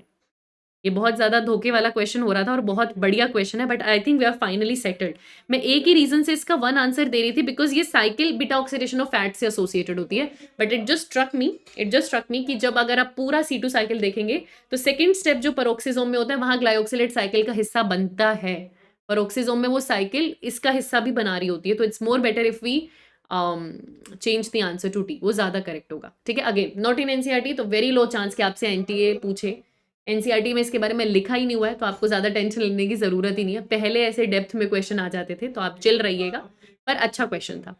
अगला क्वेश्चन देखिए 101। चलिए, अब 101 में क्या आ रहा है मेरे पास? प्लांट्स में ग्लाइकोलेट मेटाबॉलिज्म कहाँ पर होता है? ग्लाइकोलेट मेटाबॉलिज्म मतलब ग्लाइकोलेट बनना और उसका आगे मेटाबॉलिज्म होना। तो पहली बात, ग्लाइकोलेट बना ही कब है? जब C2 हुआ। C2 हुआ, C2 कब होता है या फोटो रेस्पिरेशन कब होता है? जब ऑक्सीजन ज्यादा था और CO2 कम था, है ना?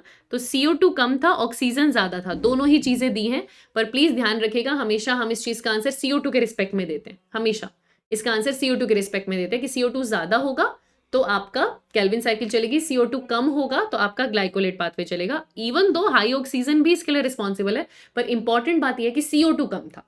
ऑक्सीजन ज्यादा और CO2 भी ज्यादा हो तब तो केल्विन साइकिल चलती है ना। तो ध्यान देने वाली बात है कि जब CO2 कम होता है ना, तब अक्सर ऐसा हो जाता है कि C2 साइकिल चलने लगती है, इसीलिए आंसर होगा ए। अगला क्वेश्चन देखिए 102, क्या कह रहा है? वेस्टेज प्रोसेस फोटो रेस्पिरेशन एक बहुत ही बड़ा वेस्टेज प्रोसेस है, आंसर होगा सी। और इतना एवोल्यूशन हो गया तब भी हमको समझ में नहीं आ रहा कितना वेस्टफुल प्रोसेस बॉडी में चल क्यों रहा है प्लांट की, पर चल रहा है। अगला क्वेश्चन देखिए 103, फोटो रेस्पिरेशन इजीली आप कैसे डिटेक्ट कर सकते हैं या किस में डिटेक्ट कर सकते हैं? तो C3 में करेंगे, C4 में कभी भी नहीं करेंगे। C4 ने अपना जुगाड़ कर रखा है, उसको फोटो रेस्पिरेशन से बचना आता है। अगला क्वेश्चन देखिए 104, 104 हमको क्या कह रहा है? आपको 4 ऑर्गेनल दिए और आपसे पूछ रहे हैं इसमें से कौन सा फोटो रेस्पिरेशन से रिलेटेड नहीं है। फोटो रेस्पिरेशन में 3 ऑर्गेनल आते हैं, पहले क्लोरोप्लास्ट, फिर पेरोक्सिसोम, फिर माइटोकॉन्ड्रिया। लाइसोसोम का कुछ लेना देना नहीं है, तो आंसर होगा ए, इसलिए 104 का आंसर होगा ए। अगला क्वेश्चन देखो 105, क्या कह रहा है क्वेश्चन? इनमें से कौन सा फोटोफोस्फोराइलेशन को कंसर्न करता है? तो फोटोफोस्फोराइलेशन मतलब कि लाइट की प्रेजेंस में एटीपी का बनना। तो एडीपी से एटीपी बनेगा, लाइट की प्रेजेंस में बनेगा। एडीपी में फॉस्फेट जुड़ता है, एएमपी नहीं जुड़ता है। एडीपी में इनऑर्गेनिक फॉस्फेट जुड़ता है। बेटा ये और ये तो सेम नहीं हो गए? अच्छा नहीं, यहाँ एएमपी लिखा है, हाँ तो एडीपी आंसर डी होगा, है ना। एडीपी डाइफॉस्फेट है, एक और फॉस्फेट ऐड करते हो लाइट की प्रेजेंस में तो जाकर एटीपी बनता है, तो आंसर होगा डी। जिसको लग रहा है कि मैम इधर ये भी और ये भी सेम है, तो बेटा लाइट नहीं लिखा हुआ ना, लाइट की प्रेजेंस होना जरूरी है, इसलिए आंसर डी होगा। तो 105 का आंसर होगा डी। अगला क्वेश्चन देखो 106, क्या कह रहा है क्वेश्चन 106 हमको? फोटो रेस्पिरेशन की अगर मैं बात करूं तो पेरोक्सिसोम का रोल क्या है? क्या रोल है पेरोक्सिसोम्स का फोटो रेस्पिरेशन में? तो अगेन फोटो रेस्पिरेशन में helps in oxidation of glycolate, glycolate से ग्लाइऑक्सिलेट बनता है, सही बात है। यही मैं आपको थोड़ी देर पहले बता रही थी ना कि पेरोक्सिसोम में जो ग्लाइकोलेट बनकर आया ना, वो ऑक्सीडाइज होता है और उसका ग्लाइऑक्सिलेशन में कन्वर्ट होता है। अच्छा, ऑक्सीडेशन या ऑक्सीजनेशन? ऑक्सीजनेशन।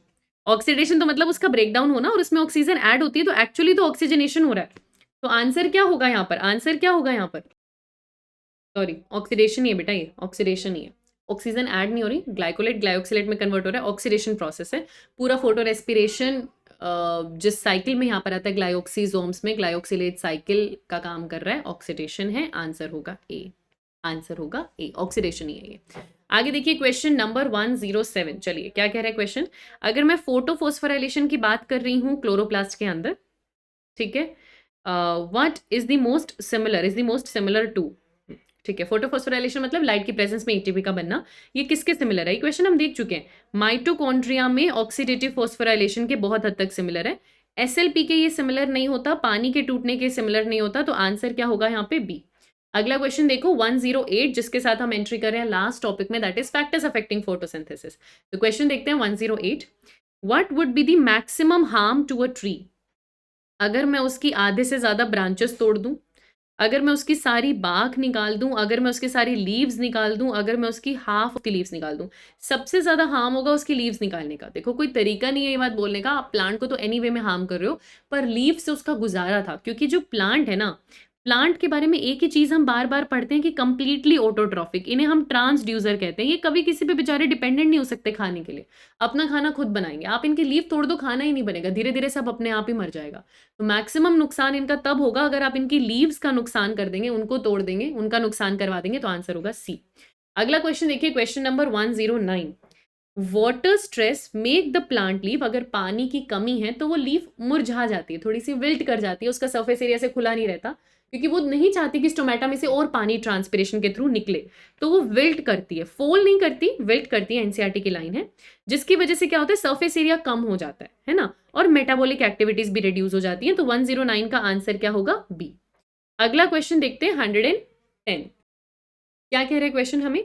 कुछ फैक्टर्स दिए हुए हैं जो फोटोसिंथेसिस को अफेक्ट करते हैं, हमें करेक्ट ऑप्शन यहाँ पर चूज करना है। देखो जरा, अच्छा, number and size of leaf. देखो जब फोटोसिंथेसिस अफेक्ट करने की बात आती है तो कुछ इंट्रेंसिक फैक्टर है, कुछ एक्सट्रिंसिक है। इंट्रेंसिक में plant growth and genetic predisposition का बात करती है ये चैप्टर, जिसके अंदर लीफ का नंबर, लीफ का साइज, लीफ का एज, लीफ का ओरिएंटेशन, कितना क्लोरोफिल है, कितना क्लोरोप्लास्ट है ना, ये सारी चीजें अफेक्ट होती है। साथ में इंटरनल CO2 कंसेंट्रेशन भी, साथ में इंटरनल CO2 कंसेंट्रेशन भी अफेक्ट करता है। लिखा हुआ एनसीईआरटी ने कि इंटरनल CO2 कंसेंट्रेशन का भी अफेक्ट पड़ता है, तो ऑफकोर्स CO2 की कंसेंट्रेशन का भी अफेक्ट पड़ रहा है। तो आंसर क्या होगा? डी। सारी चीजों का अफेक्ट पड़ रहा है, आंसर क्या होगा? डी। अगला क्वेश्चन देखिए 111, क्या कह रहे हैं क्वेश्चन हमें? जो प्लांट्स हैं वो लो लाइट इंटेंसिटी के लिए अडेप्टेड है, मतलब उन्हें पता है कि हमें जिंदगी में इतनी लाइट नहीं मिलेगी, तो वो कैसे अपना काम चलाते हैं, कैसे अडेप्ट करते हैं? उन्होंने अपना फोटोसिंथेटिक यूनिट का साइज बढ़ा रखा है as compare to sun plants. जो सन प्लांट्स हैं जिन्हें पता है बहुत लाइट है, उनको अपने क्लोरोप्लास्ट बड़े साइज के करने की जरूरत नहीं है, पर जिनको पता है हम शेड में रहते हैं या फिर हम ऐसी कंडीशंस में रहते हैं जहाँ ज्यादा लाइट नहीं है, तो 10% का जुगाड़ तो करना पड़ेगा। 10% पे सैचुरेशन आता है, तो उन्होंने अपनी फोटोसिंथेटिक यूनिट का साइज बढ़ा के रखा होता है। आंसर होगा ए। बेटा लाइट को कंपनसेट करने के लिए CO2 कितना बढ़ा दो, लाइट का वो कंपनसेट नहीं कर सकता। तो CO2 बढ़ाने से कुछ नहीं होगा, रूट बढ़ाने से कुछ नहीं होगा, लीफ को और पतला करने से कुछ नहीं होगा, इनफैक्ट नुकसान ही होगा। तो प्लीज अपना फोटोसिंथेटिक यूनिट बढ़ाओ, और यही प्लांट करता है। तो आंसर यहां पर क्या हो जाएगा? ए। अगला क्वेश्चन देखिए 112, the concentration of CO2 in atmosphere. Atmosphere में कितना कंसेंट्रेशन बताया जाता है? 0.03 से 0.04%, जिसको ppm में लिखेंगे तो 300 से 400 ppm ऐसे हम लिख देंगे। बिल्कुल सही, दोनों वे में आप लिखते हैं। उसके बाद आपसे C3 के लिए अलग पूछते हैं, C4 के लिए अलग पूछते हैं। C4 के लिए कहते हैं कि 360 माइक्रोलीटर पर लीटर उसके लिए काफी है, पर C3 को 450 माइक्रोलीटर पर लीटर का CO2 कंसेंट्रेशन चाहिए। और एटमॉस्फेयर में कितना रहता है भैया? 0.03 से 0.04। तो आप थोड़ा सा C3 के लिए गैप है, आप उसको बढ़ा सकते हैं 0.045 तक। तो आप C3 के लिए CO2 बढ़ाकर उसकी ईल्ड बढ़ा सकते हो, क्योंकि उसको फर्क पड़ेगा। C4 का काम 360 में ही हो गया था, उसके लिए कितना CO2 बढ़ा लो उसको फर्क नहीं पड़ेगा। ये मैंने सैचुरेशन पॉइंट लिखे। एटमॉस्फेयर में वैसे 0.03 0.04 है, जो कि 300 और 400 ppm है। तो आप इधर वे में लिख सकते हो, दोनों ही करेक्ट है। आंसर क्या होगा? डी। अगला क्वेश्चन देखिए 113, क्या कह रहा है क्वेश्चन हमको? कौन सा फैक्टर नॉर्मल कंडीशन में लिमिटिंग नहीं होता?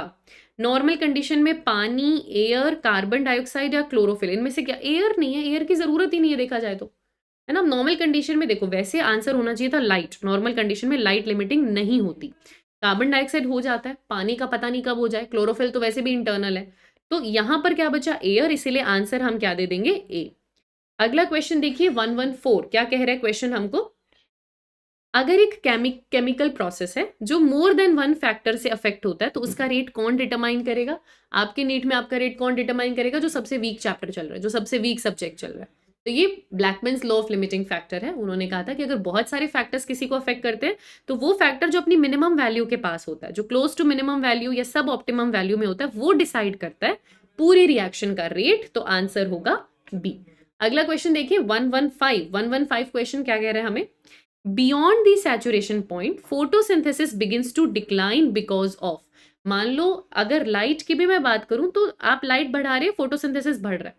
अब लाइट लिमिटिंग नहीं है, जितना उसको लाइट चाहिए था उसको मिल गया। उसके बाद बाकी फैक्टर्स लिमिटिंग होने लग जाएंगे, लाइट बढ़ाने से कुछ फर्क नहीं पड़ेगा। आप उसका सैचुरेशन पॉइंट पर अगर पहुंच जाते हैं, आप उसके सैचुरेशन पॉइंट पर अगर पहुंच जाते हैं, आपको करेक्ट बताना है ये फोटोसिंथेसिस कम क्यों होने लग जाता है। उसके बाद आप देखेंगे कि इससे ज्यादा आप कुछ भी बढ़ा लीजिए, या तो स्टेबल रहेगा, थोड़ी देर बाद डिक्लाइन होगा। ऐसा क्यों? अगर मैं यहां पर बात करूं लाइट की, तो लाइट अगर एक लेवल से बहुत ज्यादा दे दी तो क्लोरोफिल डिस्ट्रॉय हो जाता है, जिसको कहते हैं फोटो ऑक्सीडेशन। तो एक बहुत बड़ा रीजन है फोटो ऑक्सीडेशन हो जाएगा। लाइट देखो हर जगह फोटो फोटो फोटो लिखा हुआ है, कि लाइट की वजह से आपको बता रहे हैं दिक्कत क्या है। लाइट कुछ देर तक बढ़ती है, फिर स्टेबल रहती है, फिर डिक्लाइन होती है। ये डिक्लाइन वाला हिस्सा एनसीईआरटी ने नहीं बना रखा, मैं आपको बता रही हूँ डिक्लाइन होती है, जिसका सबसे इंपॉर्टेंट कारण तो फोटो ऑक्सीडेशन है, विच इज 2। उसके साथ साथ फोटो रिडक्शन भी हो जाता है, फोटो इनहिबिशन भी हो जाता है। डिफरेंट वे में वो इनहिबिशन करती है, और उस इनहिबिशन की वजह से फोटोसिंथेसिस कम होता है। तो आंसर होगा सी। तो आपके पास यहाँ पर 115 का आंसर क्या होगा? सी। लाइट डिफरेंट वे में आपके रिएक्शंस को इनहिबिट करने लग जाएगी एक पर्टिकुलर पॉइंट के बाद। 2 तो सबसे इंपॉर्टेंट है, साथ में फोटो इनहिबिशन और फोटो रिडक्शन भी होता है। तो आंसर होगा सी। आंसर होगा सी। और इसके साथ आपका एमसीक्यू पोर्शन हो जाता है complete. Thank you so much. I hope आपने अपनी गलतियां लिखी हो, आपने देखा हो कि कैसे गलतियां करते हैं, कैसे गलतियां हो जाती हैं, हम सिली मिस्टेक करते हैं और उसको सही कैसे करना होता है। जो कॉन्सेप्ट थोड़े से अगर आपको अलग लगे भी हैं तो मैंने आपको बताया वो एनसीईआरटी में नहीं है, उन पर बहुत ज़्यादा ध्यान मत देना। पर इसी बहाने आपने कोई नई चीज़ सीख ली तो आपको दिक्कत नहीं आएगी अगर एग्जाम में ऐसा क्वेश्चन आता है तो। प्रैक्टिस करते रहो सच्चे इंटेंट के साथ, ऑनेस्ट इंटेंट के साथ, अपनी मैक्सिमम कोशिश, तो सब अच्छा होगा। All the very best and keep learning.